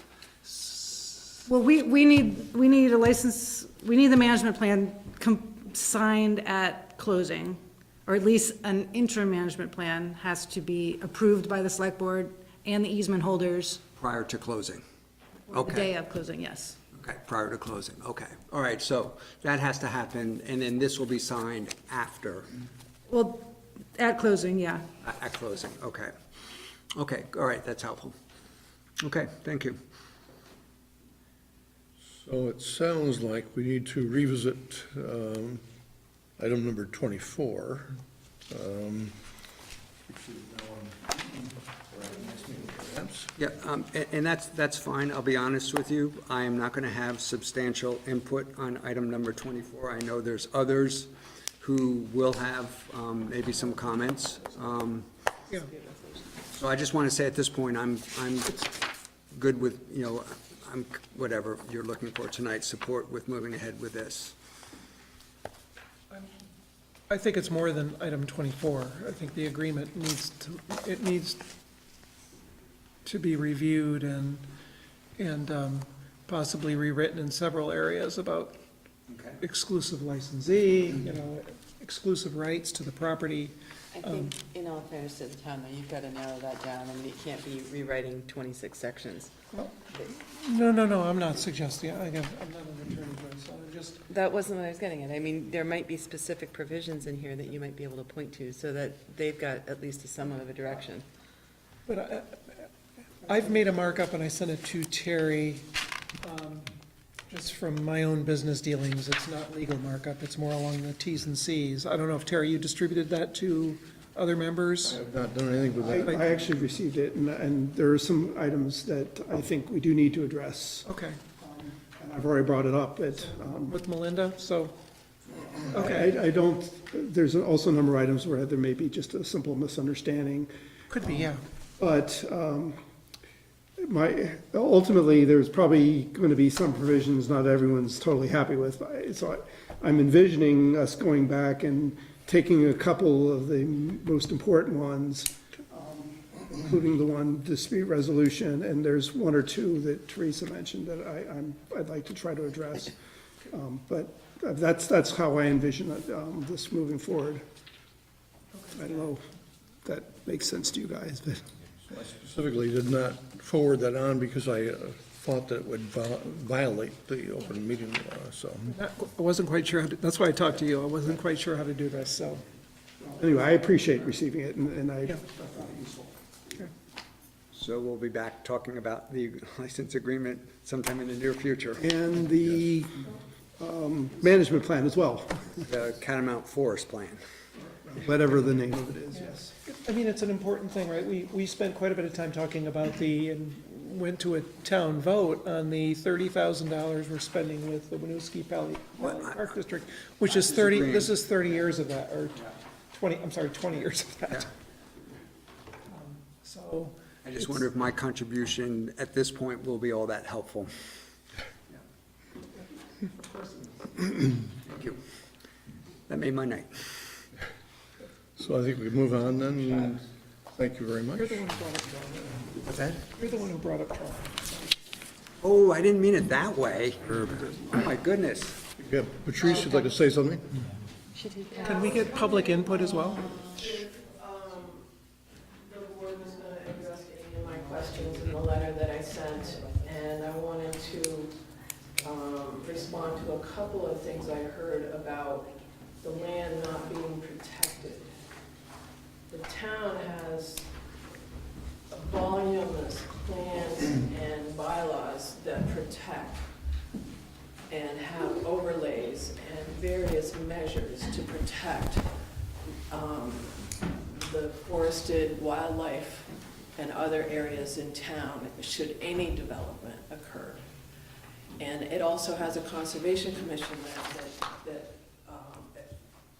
prioritizes and identifies those areas it wants to protect and reviews any projects that come in. So I don't think that there's any threat of this land not being protected, whether it gets partially developed or not. This area will be conserved. I wanted to just say a couple of things in case anybody gets the wrong idea, because I've been here longer than anybody, and have been a part of the Catamount since its beginnings. There's a trail on my property that is an old logging road that I use for my horse trails now, that is called the Race Trail. And it got that name because we used to have, the Catamount used to have cross-country ski races on our property. We allowed our property to be used as part of his operations at the time. This was early 80s. And then later years, when the haunted forest was occurring, several years in a row, I contributed hay bales to the setup and loaded and unloaded personally, and donated them. And lastly, about 15 years ago, when there were some complaints about crossings with the snowmobile trail, we happily took on the Snowmobile Association and rerouted the trails on our property entirely so as to so that the cross-country skiers and the Catamount would not have to worry about interference with his users. I only say that to let people know that I have been a supporter of the Catamount, not just in word, but in deed.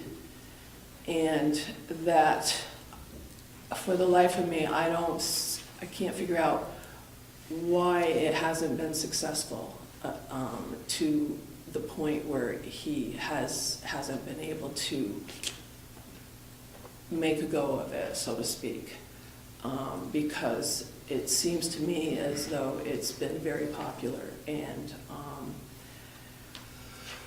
it bothers me that we are, as a town, putting up a lot of money, not all of it, and I understand they're working very hard to get money from other sources, but we're being asked to basically subsidize the continued use as is, based on what was written there, with no changes. And that those were the choices given to the town, to the voters, that we either buy this property or else it's gonna get developed. And I don't think that that portion, the forest portion, would ever be developed, because it couldn't be under the current zoning. So, given the numbers, I just don't understand.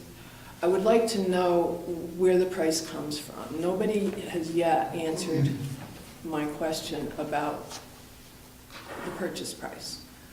Where is the appraisal? Has anybody here seen it? And what is the basis for the amount that we're paying? And is anyone prepared to answer that question? And also the question of stewardship. What exactly on the ground are we getting, does it take to steward this land? What is it exactly that is supposed to be done to maintain this as a community forest? Is there anyone that can answer those questions? And I'm talking actual on-the-ground activity that is required to maintain that as a forest, or what does stewardship mean? And what does it, involve in practice? I have not seen or read anything anywhere that describes that. And lastly, the conflicts of interest.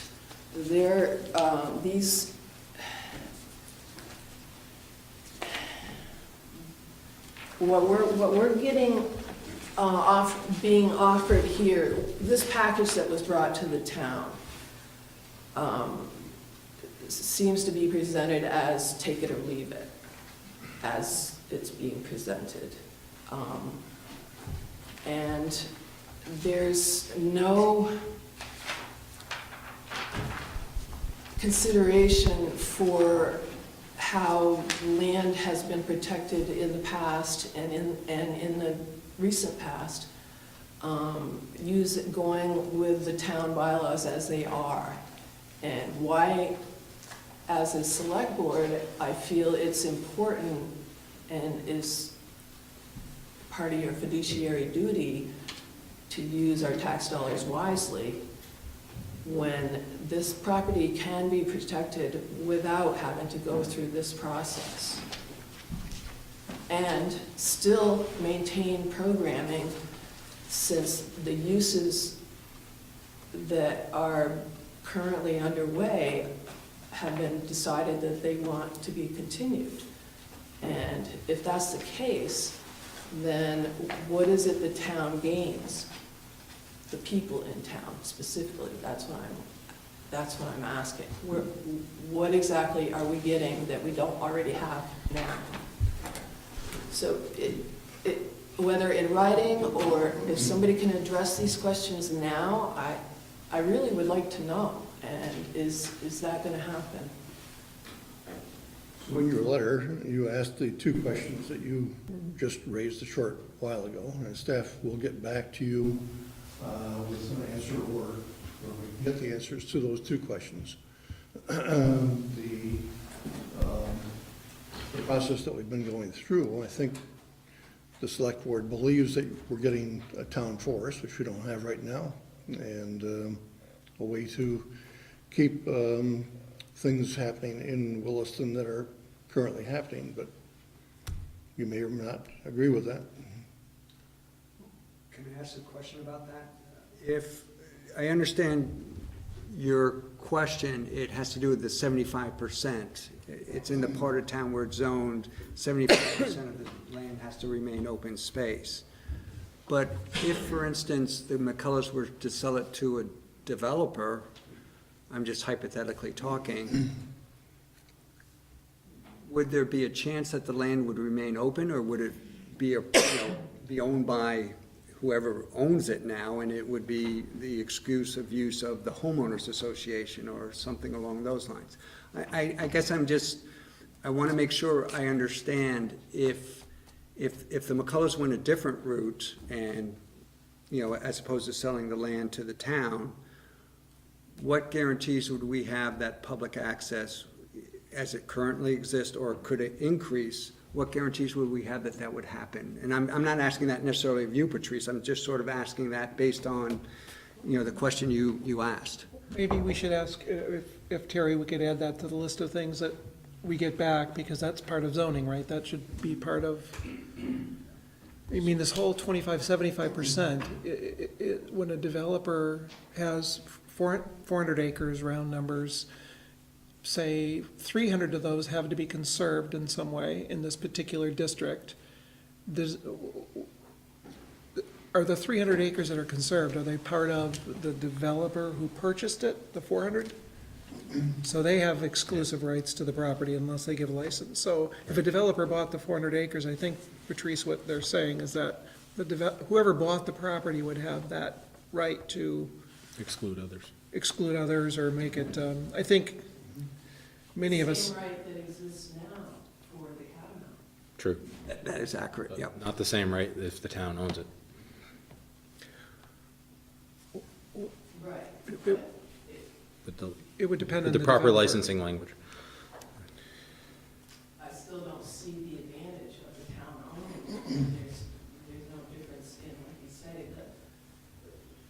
the bundle of rights that exists now, the town gives right back to the Well, catamount. So I don't see the advantage. We're working on that one, though.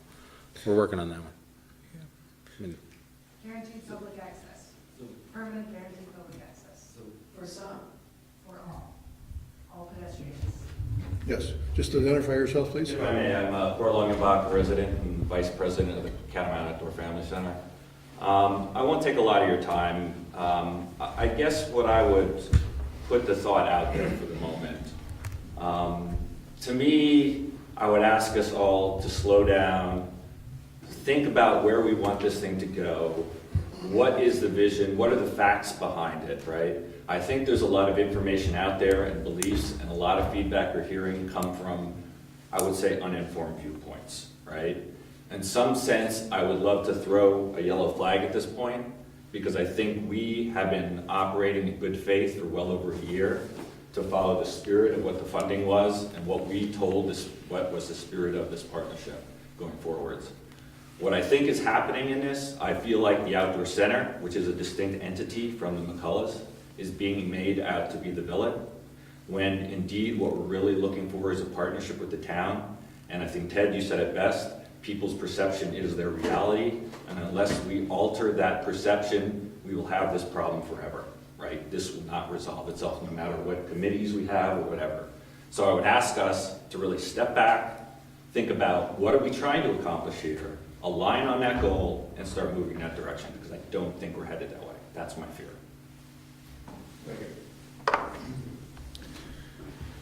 What we're trying to accomplish seems to be what was presented to us as what Jim McCullough wants. And what everybody else might, their idea of what we're trying to accomplish is totally right. It's not the same picture for everybody. So I think there's more of a town-wide discussion that needs to happen to figure out what it is that people imagine that we're getting here, and not just what we're told we're going to get. So anyway, I would appreciate to know where the numbers come from and where they're going in the so-called stewardship of this property and what it actually means on the ground.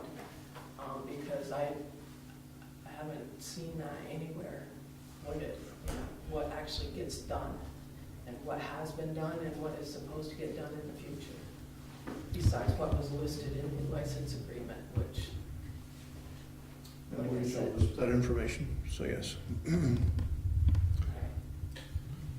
So thank you. I think we'll move on then to the stormwater loan policy amendment, and I believe James Sherrard is going to talk about that. I'll have that one, Terry. James will be up next. Okay. Eric, We have some people from Meadow Ridge here tonight as well. yes. I can, I'll cue this up. It was, you have in your packet a letter from the Meadow Ridge Community Association. So they're gearing up for the first phase of their stormwater improvement project, and as part of our development requirements to get the administrative permit, they need to have a, yes, thank you. Getting late. Part of it is getting the development agreement in place, and requires a financial security piece. So part of that is 10% of the project cost. This is going to be funded through a town loan. We found the request the association made was to ask the board to waive that provision in the ordinance. What they'd be faced with is coming up with that 10%, so approximately $40,000 before they can get their administrative permit from the town. We checked with the town attorney, and the bylaws do not give the board the authority to waive that financial security requirement. So as staff, we took a look at this, and a possible pathway forward is to amend the stormwater loan policy. We have some red line language before you tonight. So what we would do with that proposed amendment would allow the town to move from the stormwater fund that security amount of the 10% into the town's escrow account. That money would meet the requirement to receive the development agreement to get the administrative permit to begin construction. The select board would approve that movement of funds along the same time that the loan was approved. That money would move into the escrow account. It would sit there.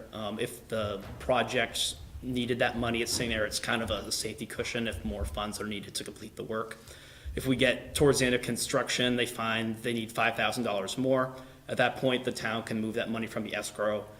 The association can pay the $5,000 at that time to activate those funds, or roll that into their existing loan agreement under the same terms and conditions. So this is a way, by changing town policy mechanically, to allow this to take place without putting a burden on the association to get those funds right now. I checked with staff, and we have a number of projects out there, and this is the largest project, I believe, and James, correct me if I'm wrong with any of this here. So it's unlikely we'd see another request of this magnitude in funds to move. Jennifer looked at the finances too. There's enough cash flow. Essentially what would happen here is this money start construction in, say, May or June, move the money in escrow. It sits there until construction's finished. Money moves back to from escrow back on the stormwater fund. If any money was needed to be taken out of that, say $5,000, it would be removed, rolled into their loan, and then that would be paid back over time as well. I'll open up the questions because there's a lot of moving pieces here. So I guess I'm confused because we've approved 100% loan policy, right? Basically. So what's the mechanics of the money's not available at the time? This would mean, as part of our development bylaws for any type of development, of financial security is required. So this would be 10% of the project cost. Essentially, it's if someone were not to be able to complete the project, there's some funds sitting there that could be used to complete the projects. So this is to meet that development bylaw, that 10% has to be put in addition. My understanding is this is for brand-new projects only. In other words, it would not apply, and you can correct me if I'm wrong, it would not apply to existing projects where you're doing renovation work to the stormwater pond. But if we've approved 100% loans, is it because the loan money isn't available up front, or? This technically won't be a loan. It's money that's set aside temporarily. Once and let's say everything goes fine and the money isn't needed, then it goes right back into the stormwater fund. It's not part of the loan. No, they put it differently. You're going to borrow money to build a house from the bank. They're going to hold back 10% of it until your project's completed to make sure that it is in fact completed. If for some reason you needed that to finish something, they'll use that to finish it up, and it's all part of your loan. And this is the same thing here, it's the same concept. They want to make sure that the entire project gets done, and you don't know what you get into when you build these. Same with building your house. You may have a gas line that has to be moved that you didn't contemplate, that you didn't know. Same thing with this, there could be something that comes up, and they want a slush fund in there so that they are able to deal with it. So yes, it's 100% finance, but there's always a portion of it that's held back. And that, instead of a finance portion being held back, it has to be cash. It's part of it, it's because of the way our statutes and stuff are written, you have to have that bond escrow up front. Make better sense? Perfect. Okay. Two questions. The first, and I like this idea, I think it's good. The first is the Stormwater Escrow Revenue Fund. Would that be a new fund that's created specifically for this purpose? I believe we would move right into our escrow account we have already established. So we have an escrow account where all these type monies go into? Yep. Okay, okay. And then my other question is it's related, but it's not about using this fund to pay the development review fee that you need to, or not fee, but escrow that you need to pay. If a stormwater project were to have cost overrun, go over budget, would our loan program, I assume it would, but I just want to hear confirmation, would pay for those cost overruns? They could increase their loan amount to, Exactly the question I wanted to know, in the yeah, unlikely event, to yeah. cover those cost overruns. Because, And that would not affect, I'm gonna tack on to that, it would not affect, I know this is the largest one, so, but it doesn't affect the overall funding scheme mechanism we already have in place for everybody. Okay, yeah. I like that answer. Because then I'm sure Bruce is well aware of the potential for these projects, or you, I'm sorry, as are we, to have cost overruns. Okay. Our hope is that there won't be, because there is I sure hope so, too. contingency built into each estimate, but you never know. And I just want to go back one more time, because this one is a whole new thing, that's why it's required. Most of the other places don't have that. That's correct. Thank you. And you'll see in the request letter, it had an $800,000 number. I checked with planning, and we can split that project into 2 development agreements. They're building 2 ponds this year and another pond down the road here. So by splitting it, we don't have to move 80,000 over. We just need the bid just were due today, I think, so we'll know what the final award is. Whatever, so. Okay. Oh, hey, Alan. Please identify yourself. Please identify yourself for the camera. Alan Morrow, Stormwater Coordinator for Meadow Ridge, Stormwater Sewage. Appreciate that the town has come up with this solution for us. Question is, because it's kind of the rock or the egg, the chicken and the egg kind of question, if we're not able to apply for the loan until we know what our construction costs are, we're going to be, the bids are going to be opened tomorrow. So we're going to know. We don't have our loan papers and everything in place just yet. But my understanding is that we don't get a permit until the escrow, like a condition of the permit, is having escrow in the account. So we can't get a loan.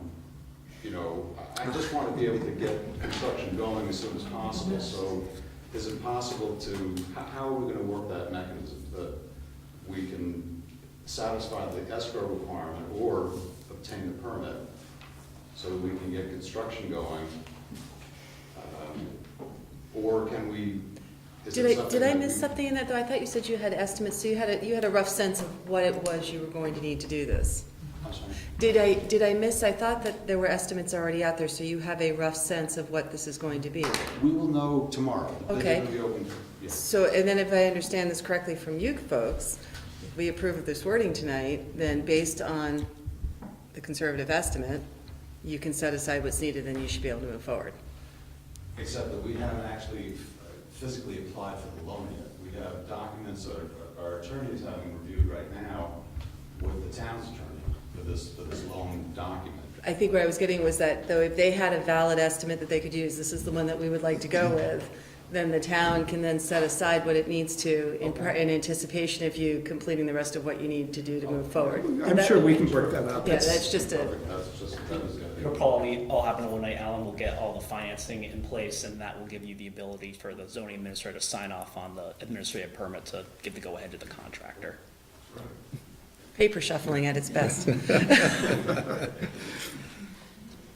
Further questions for Eric? I'm sorry, just a procedural question. I see there's a motion in here, and I just want to check, this is not something where we have to have any sort of a public hearing, because it's a policy. We can, it's at our whim to modify it whenever we please.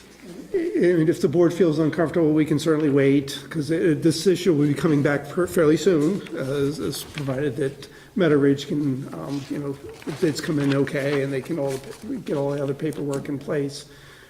It's just, for them, it'd be nice to have some certainty that. Yeah, no, I get that, and, because normally I would like to invoke the 2-week rule, but I think tonight could be, if you will, an exception. I mean, I've read through this, I think I understand it pretty clear, I'm definitely in favor of it, so I don't know if there would be any comments I would receive that would sway me otherwise. Chair, entertain a motion. I would indeed. I'd move to amend the Stormwater Loan Program policy as presented. Second. Any discussion on the motion? Hearing none, all those in favor of the motion say aye. Aye. Any opposed? Congratulations. Now you get a big loan.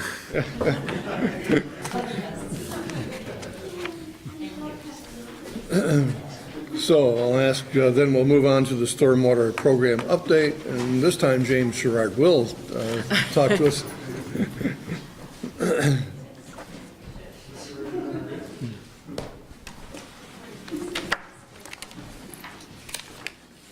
I haven't been here for a little while. Thanks for having Yes. me. See you all. We prepared a stormwater update for the select board. It touches upon a number of more important aspects that we're dealing with in the stormwater program, and I'm going to run through them. Normally I like to summarize, but this has a lot of detail in it, so I'm going to follow it pretty closely, and then be happy to take the questions afterwards. A brief update on grants. Went back as far as 2015, and since then the stormwater program has obtained around $850,000 in grants, which has facilitated, or is in the process of facilitating, $1.6 million worth of projects. You can also see this in more detail on Table 1, which is on page 3. A significant portion of these grants, about $610,000, are directly applicable to the Allenbrook Flow Restoration Plan you were just discussing. Meadow Ridge is a recipient of one of those grants that's listed in here. So again, that $610,000 grant award is helping to facilitate about $1.2 million of project costs. So that's what we're bringing into the town to help move forward the Allenbrook Flow Restoration Plan. It's a good segue into the next section here. The Allenbrook Flow Restoration Plan includes more than just residential projects. It includes schools and commercial projects as well. However, the town is most involved, as you are well aware, in the residential projects because we will in fact be taking them over once they're completed. So this Allenbrook update doesn't include what's going on with those the commercial and schools, although I'm happy to touch upon that if you'd like. Specifically with the residential projects, a little bit confusing, but there are 18 neighborhoods and 17 permits. That's because the Meadow Run / Forest Run neighborhoods are all under one stormwater permit. So these numbers I'm about to list off are actually with regards to stormwater permits. Sure. Entertain a question. So you initially said $610,000 of grants, which is great. Congratulations. Great for the town. Is that commercial plus residential, that number? No, we have a policy that only allows us to apply for grants for the residential portion of the Allenbrook Flow Restoration Plan. So, yeah, all of those grant funds for the Allenbrook Flow Restoration Plan are for residential. Would the grant program even allow a commercial entity to apply for? I'm not sure if I have a definitive answer for you. My knee jerk is no. It needs to be a municipal project, and the reason that we're kind of making this work is because while they are private, they're in good faith transitioning to municipal, so, but I can't speak definitively on that. So of the residential projects for the Allenbrook Flow Restoration Plan, one neighborhood has completed all of its construction and town staff has submitted for incorporation documents to the state. That means we've said, hey, state, they met everything they needed to, can we incorporate them into our overall permit? 4 neighborhoods have achieved substantial completion. We're basically just working on the final paperwork to allow us to ask the state to incorporate those neighborhoods. 7 neighborhoods are slated for some either complete or partial construction over the 2018-2019 calendar years. I say partial because Meadow Ridge is approaching this in 2 phases, as we're kind of calling it. Phase 1 of these 2 ponds, and phase 2 is the second. So, and then 5 neighborhoods have not yet, moved forward with any sort of grant funding to the town's knowledge, or begun the bid/construction process of their own accord, which they're perfectly willing to do.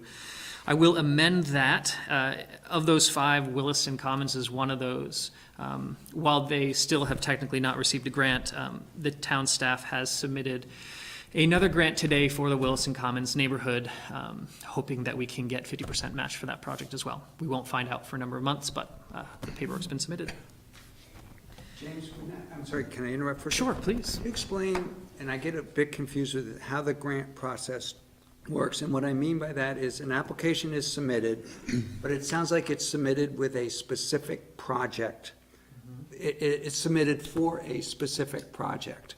Once the town receives the grant and that money comes into the town, how is that money allocated? And what I mean by that is that money allocated only to that specific project, or does it go into a fund where it can be allocated to multiple projects? Does that make sense? Yep, we do have a policy addressing this, I and thought we did. yep, and what it does is the select board has agreed on percentages that each neighborhood is eligible to receive, and that was Okay. based on Yes, okay, yep. construction cost and other factors. So we go ahead and actually have, I'll just use Williston Commons as a potential theoretical example. Let's say they get a grant for $100,000 to cover their $100,000 project. Even though there's $50,000 of free money from the state, a $50,000 grant, we still require Williston Commons to pay the full $100,000 up front. So in the short term, that individual neighborhood sees no benefit from the grant whatsoever. In the long term, as each of these residential properties begins to hand their systems over to the town, they're awarded their percent. So I happen to know Meadow Ridge is about 27%. So of all the grants we received, and right now it's about 1.2 million for the Allenbrook Flow Restoration Plan, Meadow Ridge will receive 27% of that, as long as it doesn't exceed the construction costs. So Isn't it 27% of half of that, of the 610,000? great, yep, this can get a little confusing when we're talking about a $100,000 project being awarded and getting $50,000 grant, absolutely. So the 27% are of the free money we get from the state. And that was really important because we needed to have an equitable way to do this. We can't just get a grant for Williston Commons and say, well, you guys are a little better off, but Turtle Crossing isn't. So that was how we chose to move forward with it. Great, thank you. Touching upon the last portion I'll discuss with the flow restoration plan here in the memorandum is the town of Williston was originally responsible for 2 projects of their own. We'll call it Town Hall Fields and Mahan Farm.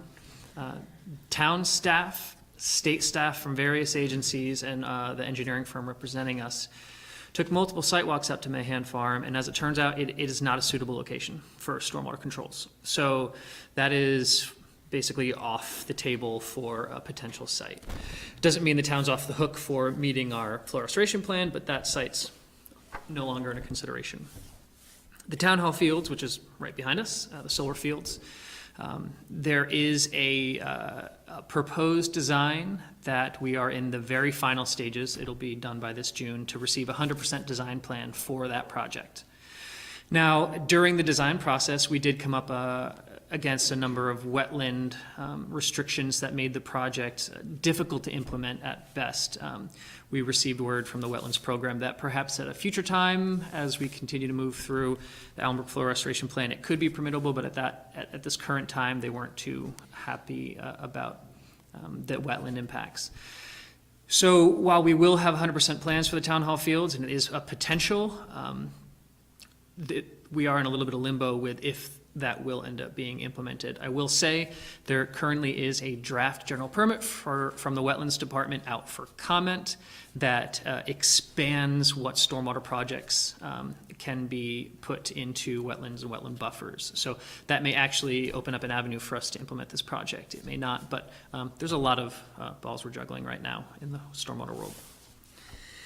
I'm going to go ahead and move on to a brief chat about loans, unless there are any questions. Please do. How is Allenbrook doing? Is it getting better? Yeah, so great question. I'll just be nerdy for a second. The TMDL is flow-based. So basically, we're building all these ponds that are acting as bathtubs where we can capture the water, let them slow it down and let that flow exit out over a certain period of time. But ultimately, we are in compliance with our TMDL if the aquatic biota comes back up to health. Aquatic biota, let's just call them fishies, because that's what they are. There are other things, but we'll use that for today. We have been told we are holding more or less steady with the potential for very gradual improvements in Allenbrook. So many of the state staff have expressed optimism that we are on track to meeting our TMDL. With that said, we're only on track if we meet and implement these controls that we're proposing to. So again, we're in an optimistic place, but still have work to do. Okay, good, thank you. James, you may want to touch briefly on the Meadow Run situation. I'd love to. It's 2 sections down. I can touch upon that now if you'd like. Okay. So certainly. So just a brief talk about the loans that we have provided. As of today, there's only one stormwater loan out and being utilized, and that's for the Southridge neighborhood for $115,000. I believe they've already submitted their first payment, so we're doing well. Call it revenue. The check didn't bounce, did it, by any chance? I don't think so. We have had a number of neighborhoods express interest in loans, and such as Meadow Ridge are actively in the process of our legal counsel and their counsel pulling together this documentation. With all that said, between now and perhaps November of 2019, we may need to loan out another $870,000.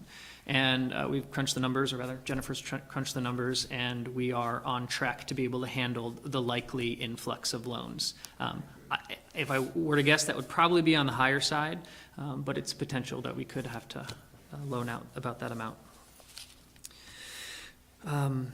Moving on to Meadow Run, and again, just as a brief refresher, Meadow Run and Forest Run share a stormwater permit, but they're 2 separate neighborhoods. They have 2 separate HOAs. This is at the corner of Industrial Avenue, Mountain View, and 2A. Yep, Okay. very close. Yep, you got it. Allenbrook actually borders this property, and that ended up being an issue for what we're calling the Meadow Run Whitewater Circle Pond. So there was a brand new pond proposed to address the stormwater runoff in the area, and while reaching out in a preliminary fashion to Act 250, wetlands, and various other state agencies, this wasn't flagged during the earlier stages. Because there's an old Act 250 permit there, that had to be dug up and looked at, and it triggered a floodplain review. And the state came back to us and said they don't think they can permit the pond because if Allenbrook chose to migrate towards the pond, they would worry that the existence of that infrastructure would have us armor the bank of Allenbrook and not allow its natural migration. So Bruce Hoare, the Director of Public Works, and myself had a lot of back and forth with the state, even going up to Commissioner Bodecker of DEC. proposing a number of ideas, the most extreme being that if Allenbrook did choose to migrate next year, or 20 years from now, or 40 years from now, we would, at the dime of the town, remove the pond and not, reinforce the brook above and beyond whatever the HOA had to do to protect their condos. The state did not go for it, so currently that pond is not permittable, and we have informed the town, the HOA, that we're not going to require they do that. We still believe they've met the requirements of their EFA. I know I'm throwing a lot of lingo out there, but that's engineering feasibility analysis. It's what every neighborhood went through to make sure they're doing the maximum extent practicable. We're telling Meadow Run they did do the maximum extent practicable. They got this design. They paid for it. We did every step of the way until we just had the turnaround. So with that said, that's another project that will not be implemented. Doesn't mean we're not going to meet our TMDL, but could eventually in the future mean that the town of Williston needs to do a little bit more. But that's where we stand on that particular system. Lastly, and I think we're calling it Table 2 on the memorandum, and Jennifer really did help pull this together. She pulled it together. It walks through the different categories that the Stormwater Fund is likely to see as far as a cash flow over the next few years. Can I ask a quick question? So, Sure. On that Meadow Run, since you can't implement the stormwater pond, and there's a certain share of TMDL, right, that they were going to fix, right, or repair, or help meet that goal. So that you don't know whether eventually we'll have to make that up with some, or we will. It's unclear? It's unclear, so we have till 2026 to meet this requirement. It is completely possible that the controls we will build, and that the residents will build, and that the private commercial establishments will build, could address the TMDL. And it's possible in 2024, the state comes and says, the aquatic biota is great, you've met your requirements, you don't need to do anything more as part of this FRP. In which case, great news. It's also possible that as we get closer and closer to that deadline, if aquatic biota is not being met, the state will come back to us and say, you still haven't met it, you're going to have to do more. In which case, we're going to have to, if we haven't implemented the town hall fields, that may become our go-to, and we may need to look through a variety of other locations in the town of Williston to implement more. So it'd be town funded then? It would be town funded then. Stormwater. We wouldn't leverage any fees on this Meadow Run or? No. Thank you for asking. To clarify, we've informed Meadow Run that they have done their due diligence. And they are building a very small stormwater control in a different section of their HOA, but yeah, they are not going to be personally held responsible for a future fix. Thank you. A brief update on the cash flow, which gets back to a little bit about the loan discussion, is as of June 2019, we're expected to have a stormwater fund balance of 1.4 million. Of this balance, we've allocated it to a number of different projects, about 330,000 to the Allenbrook Flow Restoration Plan, almost 200,000 to watershed improvement projects, and I can tell you what that is if you'd like. 115,000 is already out to Southridge in the form of a loan, which leaves roughly 780,000 to be immediately available for loans. Now, I know I said we may need upwards of 870,000 for loans, and we only have 780,000. But even within there, some wiggle room. We may get a little more revenue from the stormwater program, and we may need a little less loans out there. So we are pretty confident we're close to being right where we need to be. And that's the stormwater update.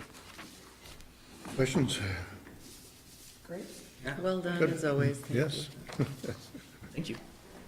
Good, thank you very much. I guess the bottom line is I'm optimistic until I'm told I shouldn't be optimistic. Exactly. You got it. Okay. Moving on to manager's report. All right, first off, I had hoped to have your quarterly report for you. I do not have that ready yet. I will have that before your next meeting. Finance report, there isn't much to comment on other than we've said in prior months. The areas where we've been ahead or under budget continue to be under budget, such as the police department. And the overall things look to be in good shape. In other words, we seem to be pretty much on target. Any update on staffing? Because we heard, I think, last time that he was making progress, the chief. I know there's no news. He's had some difficulty with the administrative assistant, for example. He had hired someone, and that person had a sudden major personal issue where they had to move out west, and so he had to kind of start over again. And he's continuing to look at police officer candidates. The other problem is, even if we hired someone, there's not a lot of openings in the academy, so we're gonna have to do some juggling even if we do hire someone. But anyway, he's really working hard on getting his staff. So finance report, I don't have anything really major to report. Things are pretty much on target, as I said. The one item I wanted to just briefly touch on is we did have a major water loss that occurred. We are pursuing legal action against the property owner because, in our view, due to their negligence, this water loss would have been found a whole lot sooner than it was. We became aware of it in, I think it was early January, and it wasn't until the end of March that we found the leak. And they had bypassed, they had created their own connection to one section of the building that is still being used, and we weren't aware of it because they didn't get the proper permits. And the water that was coming into the building through the leak was going into the basement of the unoccupied section of the building. And it was a dirt floor, so part of it was dissipating through the dirt, and part of it, I guess, there was an opening in the sewage system, and it was going down the sewer drain. And so it was a combination of things that the property owner did wrong.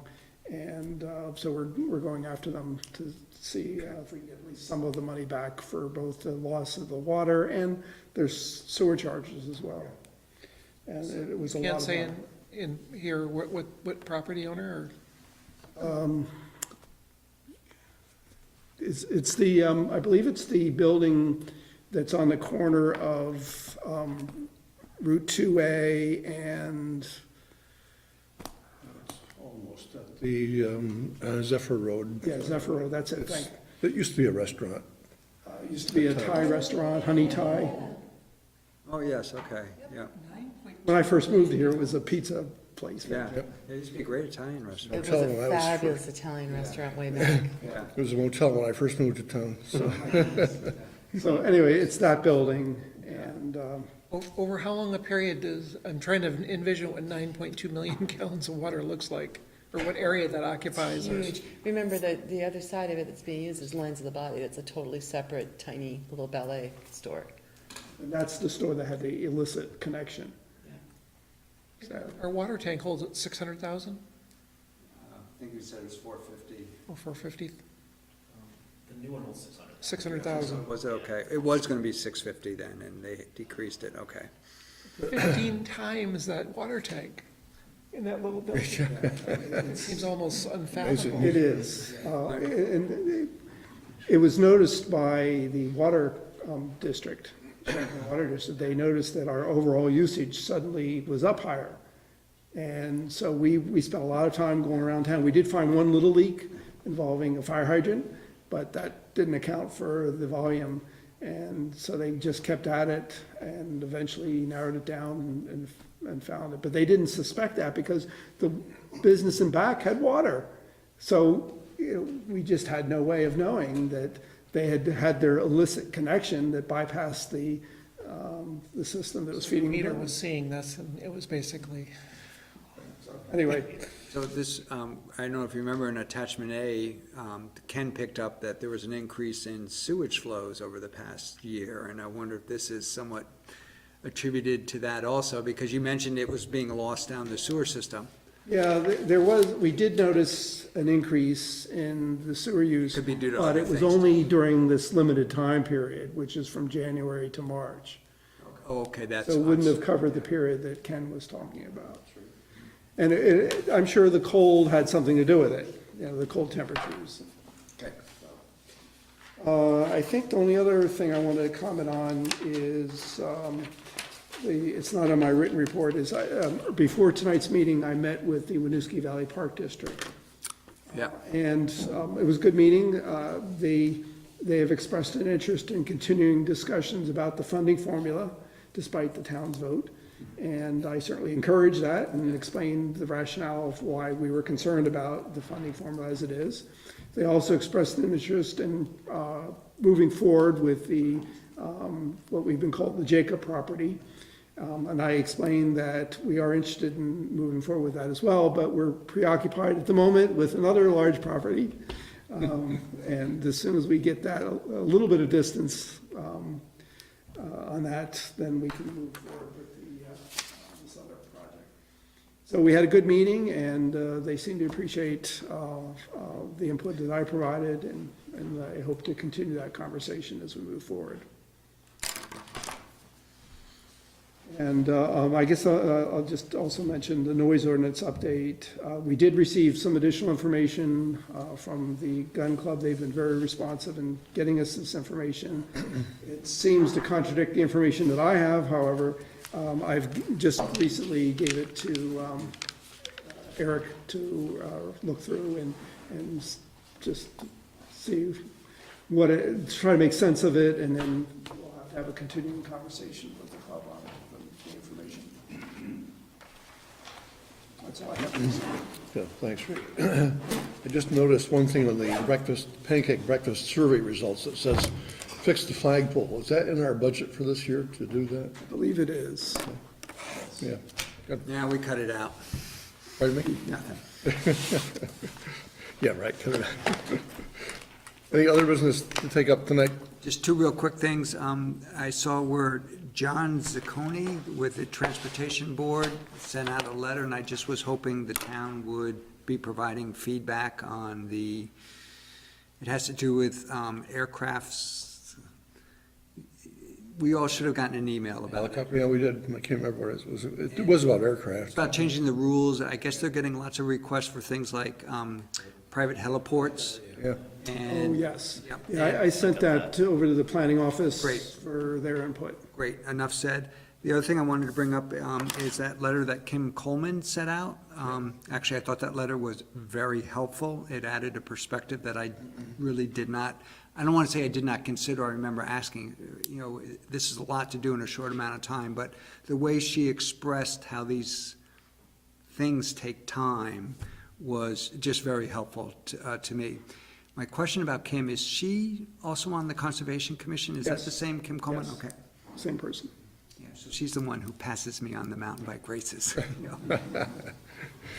Okay, good, thank you. And I have a very little thing. I've had a couple of people say something to me about the fact that the book sale in the 4th of July is going to be shortened or whatever, and they're very upset.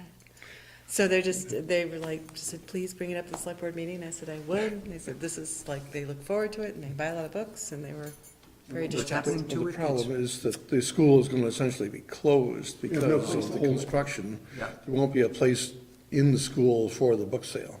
So the proposal is to use the library as a very modified Yeah. book sale. Yeah, we're very disappointed that we're in this situation. Is there any reason, like, we can't use the armory or stuff anymore? We've checked into that. The Armory doesn't have as much room as you might think. And this is a really stupid question, but like a space like up here wouldn't be available? It would be, but it's not really ideal for that. Is there any way, I'm only diarrhea of the mind, but could a tent, one of these festival-type tents or anything? They're very costly. Yeah. But I know that the library board and the library staff have mentioned, they talked to me about all those different options. So they've considered all these things and. Yeah, okay, yeah, of course they have, yeah, yeah. Any other business? If not, we're adjourned. Thank you all. Eric.